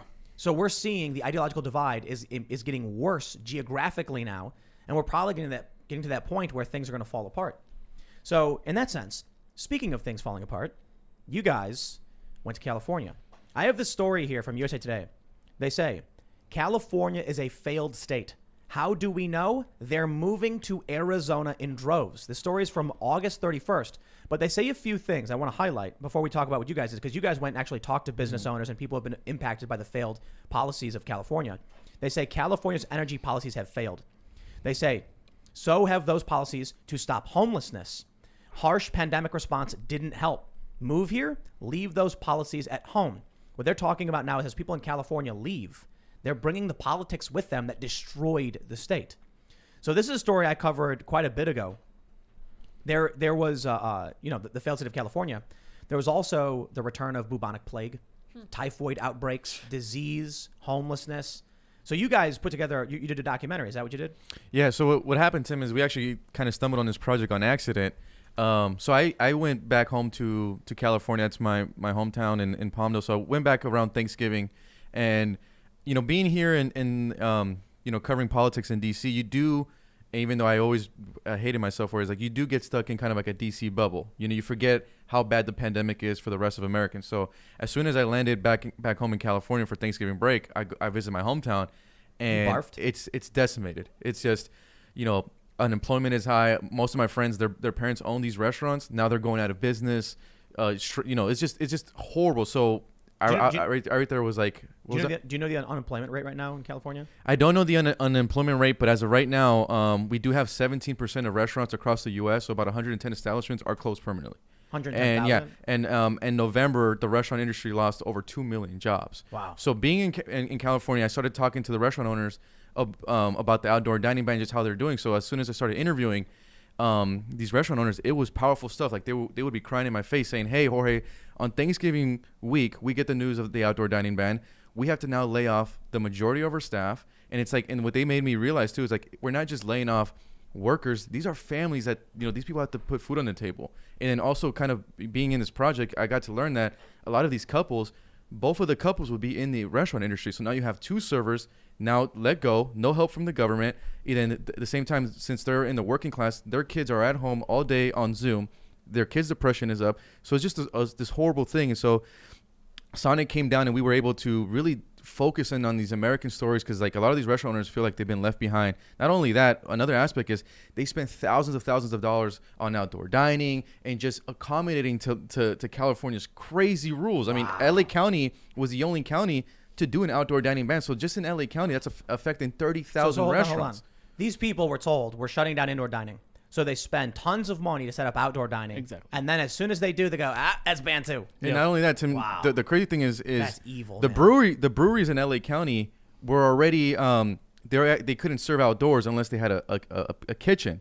So I was able to interview one brewery owner who spent $100,000 on a kitchen For a just to pizza serve kitchen, outdoors. Only for 2 weeks later, the county said, nope, done, shut it down. So you have this massive brewery stuck on takeout beers. It's impossible, and it's just heartbreaking to hear the owner say, we love this business and we don't want to let people go, but at this point, what can we do? We're put in this tough corner. So the beautiful thing is that, you know, me and Sonic really got to document these stories, tell these people stories, and we put a documentary together. We released it actually today, so it's on Daily Caller. Check it out. We worked really hard on it, and it really meant a lot to the restaurant industry, because for them, they feel like they don't have a voice. But this is the kind of thing you got to send to your friends who don't believe you. The people who think everything's fine, or that we're not facing serious trouble. Let them hear in the words of the people who actually had their lives destroyed. Yes, Sonic, I know you got to work on me. When you talk to these people, one thing you realize, like the people in DC or like people in New York or people who run media, they have given people this easily digestible pill, which is like a single variable way of thinking. Like during this pandemic, the only thing we have to consider is lives saved versus lives not saved. Like the only thing you need to worry about saving lives. They don't consider the fact that these people who run these bars, who run these restaurants, they have lives too. Like if you like close them and then you say like, oh, we are saving lives, like that's not a solution. That's just a lazy way of thinking. Like there are other variables to consider here. Like the waiter, he has a job, he probably has a family, he has a child. Like what about him? That's one factor about it. And the second factor is like the hypocrisy. Like if you like drive like 10 minutes away from these restaurants, you walk into Target where people are crowded in like gajillion numbers, especially during like holiday seasons. And that's like literally in front of these people. Like you can like look out of the restaurants which are closed and you see these like Target packed, and they realize that these like lockdown measures do not make any sense whatsoever. And the fact that it's so blatant is like insulting to them. You know, I think it might be a red pill for a lot of these small businesses. Exactly, But I think most people are just going to keep voting D. They're going to walk in and go, Democrat. And they're going to walk out and walk away. And it's going to keep happening. It's not going to stop. Look, we don't know what's going to happen. Either that or like people who have the resources to leave will leave. But unfortunately, these people do not have the resources to leave. They have poured their life's savings into, you know, creating something out of nothing and hiring people. And like once you have that mentality, which is like, okay, my job is to be responsible to like put food on other people's table, like my waiters, my chefs, you're living like a different life. You're not living a life of like a staff writer in New York Times who lives in a pod and whose only job is to write. Like you're responsible for other people. You're an entrepreneur, and like people do not empathize with these people easily. And the media has done like a horrible job of translating that. Well, they don't, because they live in the journalists are like that Randall Exactly, character. They're snitches. Yeah, they're not going to come out and be like, oh, you poor restaurant owner. No, we already saw one story where there was a business, they had a walkway and they put a tent over it and put tables there so that people could use their public walkways at outdoor dining. And the journalist snitched on them and said, we need to inform New York they're doing this. Yeah, and then the interesting thing too, Tim, is in California, you know, I've grown up there my whole life, but when I was growing up in the early 90s, you know, California was a state where everyone around the country was moving to the Golden State. You know, you wanted to be in California. I remember when I was growing up, you know, my dad is an immigrant from El Salvador. He just has a 6th grade education. My dad was able to have the family of 5 on one income. He was a trucker, and, you know, we would go on vacation. We owned our cars. That life is gone in California. It's becoming almost like a Latin America economy where the lowest class doesn't pay for anything because everything's subsidized. The middle and the working class pay for absolutely everything, and they're living on scrums. They're the ones who have to get by. And the rich, it's all good for the actors and everyone else. So I in the documentary too, I say, you know, this is the Golden State. It's now only golden for the elites, and everyone else is left behind. One of the more powerful interviews that I got, Tim, is I interviewed a owner of a pizza restaurant, And when we spoke about the Gavin Newsom situation, she was just crying in my face saying it's an absolutely slap in the face for him to be able to eat in the French Laundry indoors while I have to lay off my employees who are literally making like $13 an hour. You know, some of these folks are surviving on like $120 a week, to having kids. I mean, depression is going up. It's honestly some of the saddest things that we're seeing, and we're just trying to focus on these stories because it just feels like the average American story is not getting told. And you know, I think it was a blessing for me to get out of that DC bubble and to see it and say, you know what, this is what I need to really be focused on, is telling these stories. And the next project we'll be working on, and we don't want to get too much into it, but we're going to be interviewing parents, and they're going to be talking to me about, you know, their kids going through this depression indoors. A lot of suicides. I put out a tweet saying, hey, parents, reach out to me. And Tim, I got over 100 messages, and this is kind of the sentiment of these messages saying, hey, I had an 8-year-old, a 10-year-old, 12-year-old. They were all A's, athletic. Now into the pandemic, all F's, social anxiety, doesn't want to talk to me. I'm speaking to a dad right now where his son grabbed his gun because he fell into depression during this COVID lockdown, 12 years old, shot himself in the mouth trying to kill himself. Whoa. But the way he shot it, thank God, he's in stable condition. We're going to be interviewing him to tell this story. But this stuff is just not getting told in the news. And not only that, and when I was speaking to his parents, now that it made me realize, they were telling me like, hey, Jorge, I'm making less money because of the pandemic. My kids are stuck at home. Depression's up. I'm also spending more on groceries, double, because since the kids are home, they're eating more. So it's just all these little things that we would never consider. And sometimes, you know, look, I know what happened in the Capitol. Obviously, that's big news, and we need to talk about it. But at the end of the day, let's not forget that, you know, average Americans can't put food on the table. And it's not only California, it's across the state. We could only focus there. But let's not forget about the average Americans. They're getting left behind during this pandemic. I was reading, there's something, a doctor gave an interview or something where he talked about he's never seen such a deterioration. Yeah. Not just from older folks, but from even kids. Kids, yeah. Kids becoming out of shape, overweight, their blood pressure's bad. They're like just obese, diabetic, because they're not exercising. They're sitting in all day. They're not getting vitamin D. And they're getting depressed. Social anxiety for these kids. Yeah, they're becoming like, you know, just a homebody lying around with bed sores, crumbs on their chest. And then they're supposed to interact through, you know, computers. Man, get out of these cities. The best thing you can do, I guess. But some people can't do it. You're trapped. Yeah. Exactly. Like a lot of people, like, oh, leave California, just move to Texas, like move to Nashville. It's like a lot of people do not have like the, you know, means to do that. And California, let's not forget, it's like a beautiful state. It's like a huge, beautiful state where like a lot of people live, and a huge swath of population like feel like they're left behind just because of the governor, just because of the mayor. And it's just like a harrowing thing to see. And like when you meet these people, the thing you realize is that like they are so, like the fact that like Tucker talks about it a lot, like the fact that classified, like it is so obvious to them that when people think about California, they think about, oh, the place where actors live, oh, well, like celebrities live, right? But the fact that they're like actual waiters or actual restaurant owners who do not have jobs, like that is classified. You know, I was thinking something. I was like, when I saw Gavin Newsom doing that fancy dinner, French Laundry, yeah. What was it called? French Laundry. French Laundry? Mm-hmm. Yeah. That's the name of the restaurant. It's one of the most fanciest restaurants in the world. I mean, the bill was $400,000-ish. $400,000. Wait, the bill? How much was the bill for that's what the pizza owner told me. Like the bill should be like closer to $400,000. Like 12 people. Yeah. 12 people ate there. Yeah. In Vegas, I remember Shane Smith from Vice spent $300,000, I think, on dinner. Oh my! But yeah. So when I saw that, I have never been closer to raising my fist and yelling, "Workers of the world, unite!" Seriously. Jeez, yeah. But that's like socialism telling you. But here's what I'm thinking, like.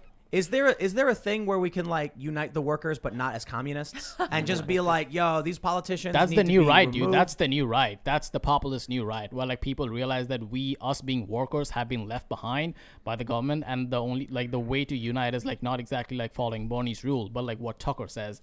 It's like you as a worker have a right. Like the fact that the whole concept of like someone having a job, like the same job at retiring at 60 years old with his Rolex is like outdated, should be worrisome.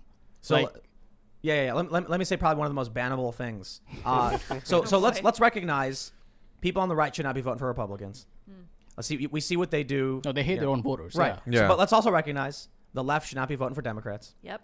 So everybody made a mistake here. How about we all agree the workers should unite, but not to change not to make socialism, just to get rid of corrupt, crooked politicians. And I mean this peacefully. I mean, we need to have people come together, a populist movement saying we might not agree on the economic policy, but we can all agree the elites don't have our back and are selling us out and stripping away our access and our rights and our liberties. And if the workers do unite, it doesn't have to be for communism. No. It can just be for the benefit of the Basic people. American rights and the right to make a living. Like, Yeah. like if I'm being honest, I was like far from being like a populist guy. Like I was like close. I would say like I was close to being like a neoconservative. Like before this year began, but like when 2020, You're a Paul like, Ryan conservative. But when this year started rolling down, I realized that like holy shit, this class divide is like so obvious. And Yeah. like these, like the Washington, like does not give a single crap about any Yep. of these people at Yep. all. Like if they're like the stimulus thing was like the perfect example for that. Like I talked to this waitress who was like 28 years old, single mother, has like a 4-year-old son. And she was like, the last stimulus I got was like when everyone else got their like $1,600, like back in like April, May, I don't remember. And like that was the last one. And like, and ever since that, I've been earning $200 a week. And like I have a son who was like Yeah. 2 years old. Like, what about him? And, You know, I think people need to start realizing you can't count on government. You can count on them to put the roadblocks up, but not to give you the food after they screw you over. And so I know a lot of people don't want to hear it, and it's maybe easier for me to say, but we're going back to, you know, we're going back in time in terms of look, let me stop there. We were in a golden age for a long time. You go to the store, you get cheeseburgers, you get pizzas, boom, just like that for dirt. You go home, you put it in the freezer, you put it in the oven, you got food. That's easy living. You know, people used to have to work from sun up to sundown just to have enough food to survive, and it was work nonstop. And we're heading back in that direction. For whatever reason you want to say, I think people need to become self-reliant, independent, start realizing the government's not going to get your back. And even if we do change these politicians, it's not going to change anything. No. You know, power tends to corrupt, and absolute power tends to corrupt absolute. I mean, wages have been going down in this country for the past 30 years, and they keep going down. Life expectancy in America is, I think it's like where like it's just dropping because now Americans have to work more jobs. We also have the opioid crisis. It's, I mean, and then the pandemic obviously doesn't help. Lots of Collapsing stuff. economy. yeah. Yep. like well, back to your point, like the thing is like, yes, like meritocracy is like still a thing, and like people should like believe in it, but at the same time people should always question like these congregation of powers. And anytime there's like this like unwarranted like mammoth of power to any corporation, to any government, people should like question that, or at least like, is this right that this one company has like access to everything that we do, like websites, Yeah. groceries, like flight tickets, like everything. Like if you fall out of line and this company doesn't like it, like that's it. That's it for you. You're banished from like normal society. that's why I think we might be heading towards peaceful divorce, as many people have called it. Because like I said, people who can't get jobs anymore because, you know, blue states won't hire them, they can get jobs in West Virginia and Wyoming and Nebraska or whatever. But I guess we'll see how it plays out. We should jump over to Super Chats, take some audience commentary. Yes. If you haven't already, smash the like button. It really, really does help. And we're going to read Super Chats from the audience. We do the show Monday through Friday live at 8 p.m. So subscribe, hit the notification bell, hit that like button. Don't forget to go to timcast.com, become a member. We're going to have some members-only content coming up very soon. And some of it's going to be funny. We've got some stuff from when Alex was here, making, you know, giving, you know, just kind of Luke. That'll be members only content of that kind of stuff. And we got a bunch of footage from when he was here. So and our guests too. So it really, really does help. We're trying to create that safety net so that we can grow the business without having to rely on these advertisers and YouTube. And if we get banned, we'll still have that site. So again, timcast.com, become a member. Let's read some of these super chats. Sam Meehan says, it's time for a populist party, left and right. The people need to take this country back from the elites who have lifetime seats in our government. We can deal with policy disagreements after. What perfect timing. That super chat was actually from earlier in the night. Jordan Jones mentioned that last time I was this early, my wife was pissed. Oh my goodness. well. A lot of people are mentioning Oh boy. that Lou Dobbs dropped. There's going to be some declassifications. Yeah. Bombagate stuff. We'll see how that plays out. Yeah, I gotta Interesting. watch it. Raymond Field says, what y'all think is going to happen on the 20th? I think originally I thought we were gonna have some drama and some violence, but I think there's just so much National Guard. You can't even drive around DC. The roadblocks are insane. I think it's gonna be calm. That's just me. My We'll see. favorite conspiracy is that Trump planned everything. No, for real. Like that in order to actually get the National Guard into DC, you needed an excuse. And when the left came to DC, they actually argued to get rid of the National Guard and that it was wrong. So the conspiracy theory is that the Trump supporters did it so that the left would demand the National Guard. You know what I love about the conspiracy stuff is that they say trust the plan, but the plan's been wrong every single time. Yep. Yeah, gotta yeah. trust it. So I got to be honest. I mostly think nothing. To be honest, Yeah, I don't think anything. I hope nothing, and I hope they take the security seriously. But I think Biden's going to be president, and then hopefully things simmer down. I think there's still tensions, and escalation coming in various forms. Me But too. I think the 20th is probably going to be. We'll see though, because there's talk about Sunday or whatever, and I have no idea what any of that stuff is. There's other people theorizing that there might be something like a false attack, but that's just rumor mills that I'm hearing based on no Conspiracy evidence. stuff. No Well, evidence at all. Tim, I don't know if you've seen the little like flyers going around of saying like, "Hey, storm every capital in the U.S." It was like, the flyer looks support- super fake. It looks like it has Yeah. like just Trump there's- supporters are disavowing it. Yeah, there's no American flag. There's no group associated to it. So yeah, we'll see.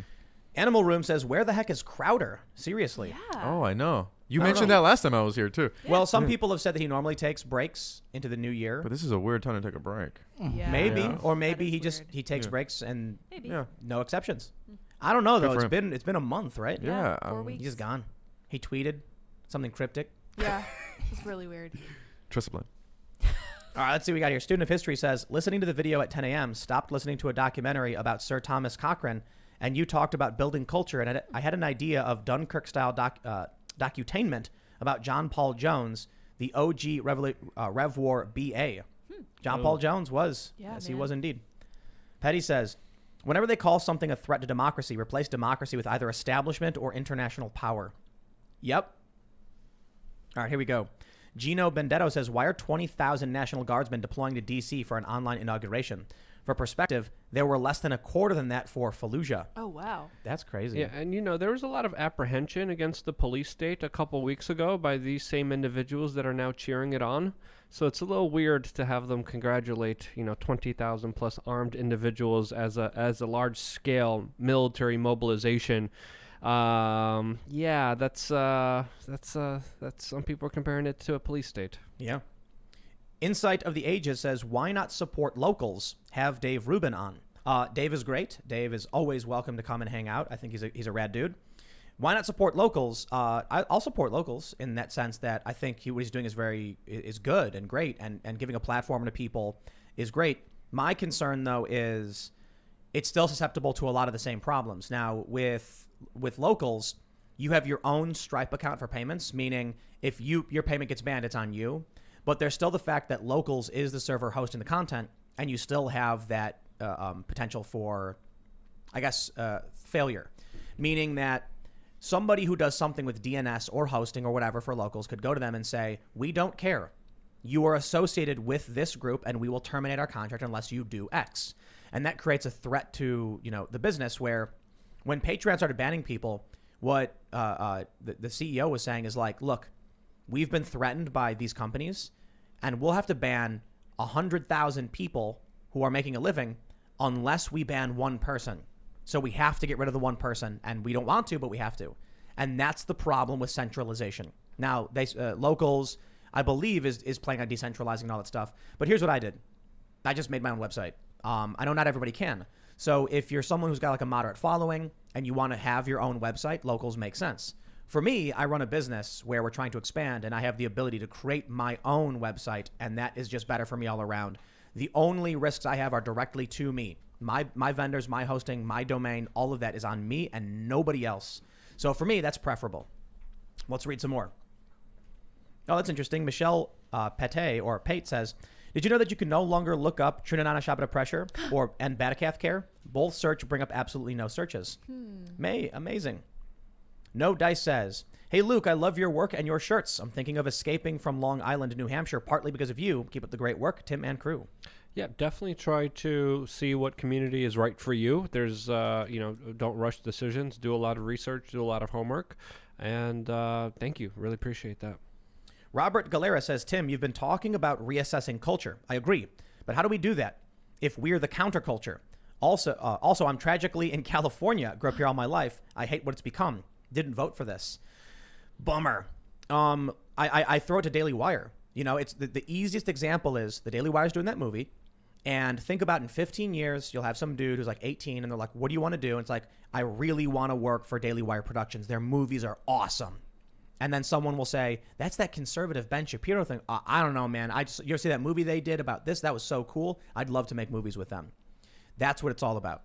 So you create a culture, you create some kind of inspirational system and a place and a platform and a community in which you can cheer on young people and make them feel good about themselves. Otherwise, they're going to go on social media, sell it to their parents for a quick buck. Give them an opportunity to feel good. You need to make that space. Justin Smith says, Crowder is controlled opposition. He quietly stepped away at the perfect moment and will show up once the bans are over and still have a spot on YouTube. Also, his rhetoric will change to fall in line. I don't know about all that, but if I didn't cover what happened at the Capitol, Facebook would not have given me the X. So there you go. But I don't know if that says anything about Crowder. I mean, maybe he just took the holidays off. Like, that's a simple solution, man. It's only 2 weeks into January, so yeah. I've had conversations with people who do YouTube who talk about how mid-December to mid-January, they stop working because viewership drops dramatically. It's substantially harder to produce because most people don't want to and they're going to their families. And then you got New Year's, and then after that, advertising rates are gone because companies don't restart their budgets and actually start putting money into ads until February. So they're just like, what's the point? So I'm not surprised. I don't think it. Joseph Flynn says, hey, Tim, a few of my friends consider you a grifter and disregard anything you say because of it. I don't see it, but is there anything I could show them of you to disprove that notion? No, because grifter doesn't really mean anything. Like, what does that mean? What are they accusing me of? You can watch the segment, the podcast episode we did with Dave Smith the other day where we spent like 40 minutes ragging on Donald Trump, which was a lot of ragging on Donald Trump and foreign policy stuff. But the problem is, if they're calling me a grifter, it means they're probably getting out of context smears from leftists. And it's like, what do you even do at that point? If they're not willing to listen to a show, a lot of the leftists who watched the show I did with Vosh actually started saying good things about me. And there was this joke thread about, it was essentially like, which one of these people is worse? And people are like, Tim's all right. He's not that bad. He's kind of dumb, though. So when they actually watched a show because there was a leftist on and they heard what I said, they were like, oh, those things actually aren't true. So what they'll do is I'll quote someone. They'll claim it came from me. There's some activist groups that took me. I said something like, if you were to ask someone who's a white nationalist, they will tell you this. They took the last part and claimed I was the one that was saying it. I was trying to be like, no, they'll tell you they're doing, they believe in themselves and they think they're the good guys. So it's always some kind of out of context nonsense. But there's a good reason why there's almost no articles that get written about me, because people who actually try and watch and figure out what I'm saying, after you get these left-wing grifters who will like make a YouTube video and they're like, here's Tim Pool saying this. When the journalists who like writing smears actually go to the video, they're like, it's not there. It's not real. And so this doesn't happen. And then nobody writes about it. Michelle Pate says, Luke, I was also emancipated from New York as well. Can I buy your shirt anywhere? I would love it for myself and family. Thank you so much for asking. Of course, you could get it on wearechange.org/shirts. So thank you so much. And if you want the exclusive I Am a Gorilla t-shirt, because everybody loves the gorilla emoji, go to timcast.com, click shop, and you will see the brand new shirt. We're going to have a limited edition tinfoil hat wearing one as well. So, I'll point out, Luke's shirts are always very serious and political. And how is this serious? What did I say? No. I mean, like, it makes a political point. Right. Mine is literally a gorilla saying it's meaningless. Yeah. And then I have the Harumphai say shirt. Meaningless. So if the point I'm bringing up is, if you want to have a good political humor and political art and support Luke's my got shirts. indentured servitude, you can do that with the shirt things. Yes. Just saying. I'm Brandon says, hey, Tim and the IRL gang, do you think we should all go back to the MySpace days? Also, do you think big tech is just shooting themselves in the foot? I wonder. Big tech is too big to shoot themselves in the foot, I feel. I don't know. I kind of want to open a MySpace account. I miss Tom. Yeah. But MySpace, the top 8 was cool. Doesn't Timberlake own it now? It's not even the same thing. It's like a music thing. We now. should go back to It's like a MySpace. music I like thing, when you yeah. click the profile, the song's playing, and Yeah, it's that's kind of a No, vibe. you know what I was thinking? We mentioned this before. Just set up your profile as a book on Amazon. So be like, you can follow me at Harry Potter on Amazon. I'll be in the comment section posting my That's thoughts and funny. ideas on politics. That's the future. That's a way to do it. Find me on Amazon.com/book 1984. Yes. I'll Yeah. be right there. Suba Bam Bam says, if there wasn't such a divide in communication between the two camps, maybe the Trump supporters would have would have had some notice of this person. I hadn't even known he was an agitator and was ousted by BLM until now. Exactly. So we here at the IRL podcast like to look into the facts and figure out what's going on. And we discover this guy, John Sullivan, even the left doesn't like him. You know, they're like, don't give him to us. We don't like the guy. We kicked him out. But he probably is still a leftist, just, you know, a violent one. Yeah, radical. Anthony Zavarro says Sullivan is probably CIA COINTELPRO agent provocateur. Anderson Cooper is former CIA. I am a gorilla. Spin the male vitality. Anderson Cooper was Anderson Cooper was an intern, right, for two summers. Yes. Yeah, and then he went to Iraq, I think, right?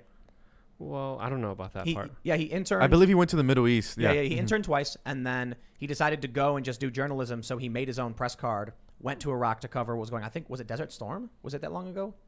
It has to be. Yeah, it had to be. Yeah, I remember he was in the Middle East with his own camera.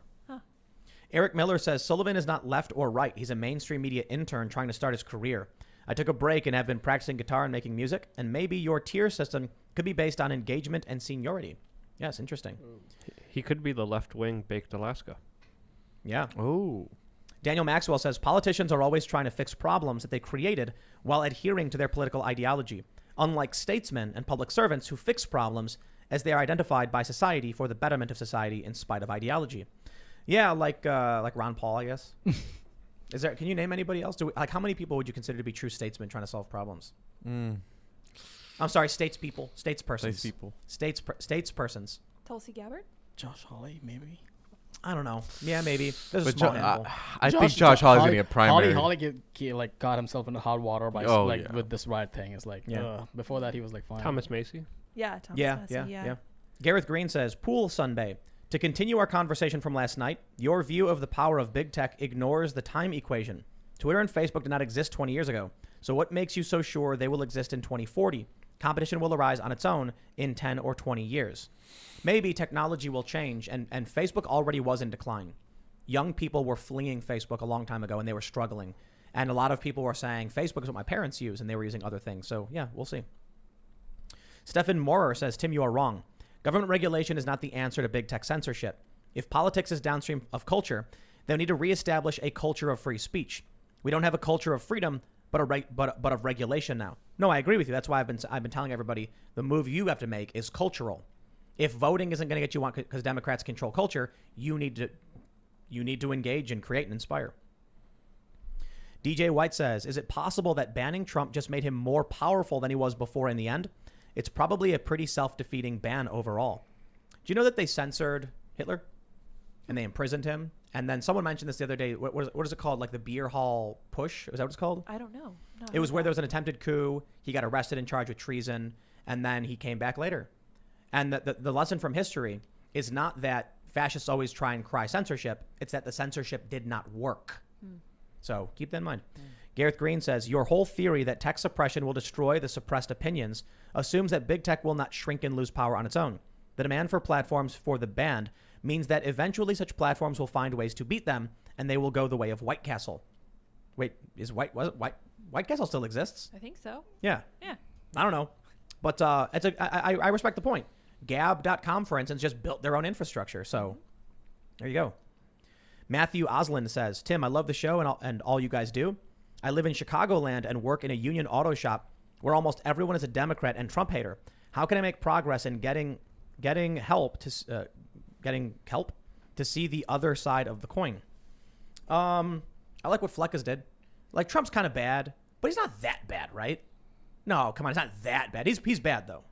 You ever see those videos? Yeah. He walks around and people would be like, yeah, okay, guys, that's step one. Very easy. And then people would say, nah, he's pretty bad. Like, well, what do you think is bad? You know? Okay, that's kind of bad. You're right. But it's not that bad. Yeah, okay, I guess it's not that bad. It's that simple. I don't know, man. Talk to people, be honest, and calm and rational, and then don't start fights. Let's see what we got here. Gareth Green says, didn't Parler find a new hosting site? Anyway, it's a try again scenario. If they failed, that just creates the opportunity for someone else to learn from it.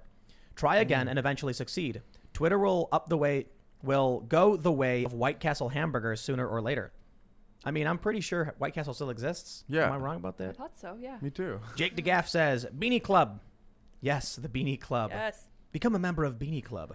You know what? We probably sign way more people if I called it the Beanie Club. Oh, yeah.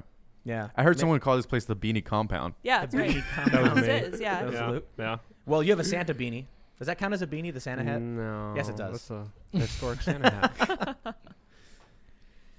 Andrew Mickelson says, in the morning, everyone. In the morning?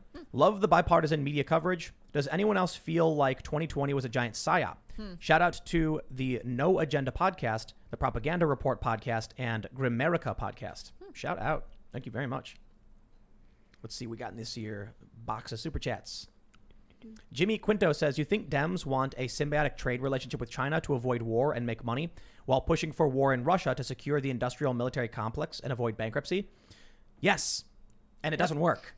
That was their strategy the whole time with China, that by creating lines of trade, it would prevent war when China eventually took over as the global superpower. It didn't work. China did not normalize, became more authoritarian and more despotic. We just gave them power. Publius says, so you talked about the personalities and their addictions to social media, but what about the addicted users that are being cut off cold turkey? Doctors today do not recommend doing anything cold turkey that is habit forming. Yeah, what do you think is going to happen when someone's got like all these followers and they get banned? Like, what do you think Trump's going to do? I don't know. 88 million followers? Yeah. He can't tweet anymore. Nothing? He's going to go to sleep. No. Mar-a-Lago. Yeah. Yeah. He's going to go play golf at his resort and say, I don't care, it's mine. Yeah. Abad says, you ask us not to use the same tactics. Then what do? Quit our jobs? Doesn't do much, but out us and leave us vulnerable. How do you overcome hate when that's what everyone responds to? Yell at someone, be stoic, you... Fuck. I'm not going to read it. Shopping cart, too true. Culture. And comedy. Ryan Long is great. You guys seen Ryan Long stuff? It's because he makes fun of everybody. And that's why Joe Rogan's great. And that's why there's a bunch of comedians that do a good job, because make fun of everybody is unifying. And, you know, look, I don't have all the answers, man. Jay Rico says, Tim, agree with Jorge. Being Hispanic, you'd get the chancla. I feel many of us still believe in the family structure. Maybe that will help in our future. What's the chancla? It's the sandal. So for those who don't know, the Hispanic mom Fascinating. is she's the Tom Brady with the chancla, bro. It doesn't matter how far you are, she's sandal? nailing. Yeah, She nails you. yeah. I don't know why. It's in the genes. It's in the It's science. handy All and right, you it's hit the way it people is. I don't make the rules. I love it. Bob Newman says, I just heard a yar. We talking about sea shanties? Trying to catch up after Yar. getting in here late. Love it. Yadak says, hey, I'm leaving Palmdale for Texas. It sucks here.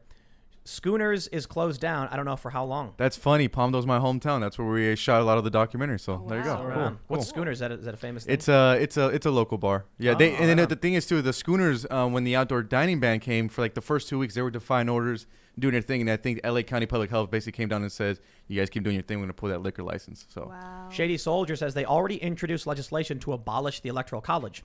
I think it's time to get more aggressive, like shutting down D.C.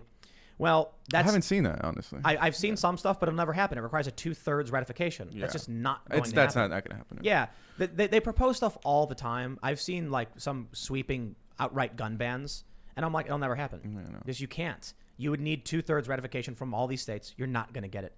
Republicans are closer to 2/3 than Democrats are. Republicans have 30 states. Right. So you would need what, like 37? So yeah, not gonna. These massive changes won't happen, and because of Joe Manchin, they probably won't be able to pack the Supreme Court. Nathaniel Gordon says everyone should cancel the YouTube subscription to your channel and go to your actual page. On a side note, how do you feel about an independent audit of every government official? Oh, I'm for it. Absolutely. Like it'll really happen. They'll weaponize and use it against the politicians we do like. Yeah. So yeah, but that is good advice, Nathaniel. If you are a member or just want to support me in general, support both, then go to timcast.com, become a member, and we're going to have exclusive behind-the-scenes content, events, and live streams coming soon just for our members. So we should have one put up tomorrow because we're going to hang out a little bit after the show and create some exclusive content. So let's just do a couple more of these Super Chats. Bobcat says, Tim, look through history. America has survived far worse than anything we face today. We're not facing anything we haven't beaten before. Just trust that our founding fathers weren't idiots. I agree. But it doesn't mean that we aren't going to go through conflict and turmoil. It may be the end of the American empire in the sense that we have military bases all over the world. America will exist as a country, but it will change. We're a radically different country from when we were founded. So We should still do everything to prevent it from getting worse. Yeah. Logan Luck says, here is my stimulus. Your work is so important, Timmy. If we had an honest journalism apparatus, the corrupt government could not exist. The MSM is the real enemy. Logan gave us a $500 super chat. That is wow. Seriously, you. really appreciate it. Don't super chat us anything you are in need of. If you need a stimulus, by all means, the show is doing all right. Our biggest concern is the ban hammer. The purge is coming. Jack Dorsey said it. So I'm like, well, look, if I get banned and I'm totally out, then I'll go fishing. I'm not going to cry about it. But before that happens, I will set up safety nets and try and make sure that doesn't happen to us. Track Media Only says, as Cali fails, do you think they will just allow a divorce? They will come for what others have to support their existence. 10-year tax thing sound familiar? Far left takes what others have. It can't sustain itself without what you have. Yeah, California wants to pass a tax where if you spend at least half a year in the state, I think it's 60 days or something, they can tax you for 10 years out of state. That's never going to fly. That's not going to fly, but said, sounds like California. You said theft wrong, Tim. Theft? Yeah. Taxation? Taxes. Yes. Let's see. Gareth Green says White Castle still exists, but it was once the dominant hamburger chain before the rise of McDonald's. Really? I don't like White Castle. I like them. Let's see. Ambiguous Castaway says, dude, they are censoring you and other Republicans super hard on Twitter. Check your suggestions on Twitter. I don't care. Yeah. They could ban me and I'd be like, well, I guess it kind of sucks. I hate Twitter so much. Oh, here's good news. Todd Harris says OnlyFans didn't ban Trump. Maybe we'll see him there soon. Oh my goodness. Oh, that's amazing. Oh my All right, we'll gosh. take just two more. Tim Pauls says, hey, Tim, we have the same initials, LOL. Will you be releasing more original music? Also, I heard Trump declassified Obamagate stuff. Not sure if you guys covered that. Got here late. We didn't. We do have more music coming. I recorded scratch tracks for like 6 songs. So we'll see what happens when it happens. And then I probably have probably 1,000 songs. I'm not even kidding. But, of the songs that I would actually probably want to use, I've been playing music since I was like 7 years old. So yes, there's probably like 1,000 different songs. There's probably like 50 that I think would be worth recording. So, all right, last one. Let's see what we got here. Silently in Atlanta says, the Force is with Luke. So Dog's new name is Logan. By the way, ever see the movie Trial of Chicago 7? Flip red and blue and take the third party and regroup. Roll the effort to change the culture and backbone of your Republicans. Well, right on. I think it's really culture is the key, man. Culture is. I agree. I definitely agree with that comment. So what's the name of your dog? I think it's going to be Atlas. That's not bad. Yeah. I like that. I think Atlas is fair. But then people are going to call her Addie or something. Whatever. Yeah. It has double meanings. Well, gentlemen. Oh, yeah. One last thing. Thank you so much, Tim Pool's mom, for sending me an alien dog chew toy. I really appreciate it. It was really kind-hearted of you. The dog loves the chew toy, and we love it too. So thank you very much. Oh. And you want to mention your fancy shirts one more time? Oh, yes. So my email list is on wearechange.org. Definitely sign up on there. My independent news organization is We Are Change on YouTube. And because I got demonetized, I started making shirts. And that's the best way to kind of support me. I think I have over 100 shirts now. Check them all out on wearechange.org/shirts. Cool. And gentlemen, thanks so much for hanging out. You want to mention your socials and your documentary? You can just look me up at Sagnik Basu, SAGNIKBASU, and you can find the documentary at dailycaller.com. Yeah, I'm a Jorge Ventura field correspondent on Twitter. I'm Ventura Report, Instagram, Jorge Ventura TV, and like Sagnik said, new restaurant documentary just released. It's on dailycaller.com. It's free, easy. It's not behind a paywall. And once again, speaking from the behalf of Daily Caller, Tim, we really appreciate just getting to share what these Americans are going through in Southern California. That to these owners, it was very important to get the story out there. Right on. Thanks for hanging out. Maybe, hold on one last thing. Maybe we could do a Daily Caller versus Tim Pool team airsoft match soon. Sure. And we should live stream that yeah. and maybe do like a whole vlog series. Yeah, hey, That that would would be be interesting. members only content right there for you. Yeah. Well, That'd be fun. we have we're in the middle of nowhere, big wooded area, and yeah. I got some combat training I want to get out of my system. And it'll be really fun to do it up with airsoft really and have fun. those two Okay. different teams together. And we could even have betting odds or not even betting odds, but let's play for a wager of some sort. Yeah. Cool. Sure. I like that. That's a good idea. Don't forget you can follow at Sour Patch Lid. She's pressing all the You buttons. can, and I am actually now on Gab. Sour Patch Lids was already taken. I was crushed last night to discover that. So I am Real Sour Patch Lids, LYDS there as well. So you can follow me on Gab. I have like 100 something followers on there, and I'm really looking forward to using it instead of Twitter. So follow me there. And don't forget, you can follow me on Twitter, Instagram, and Minds.com at Timcast. We do the show Monday through Friday live at 8 p.m., so come hang out. We'll be back tomorrow.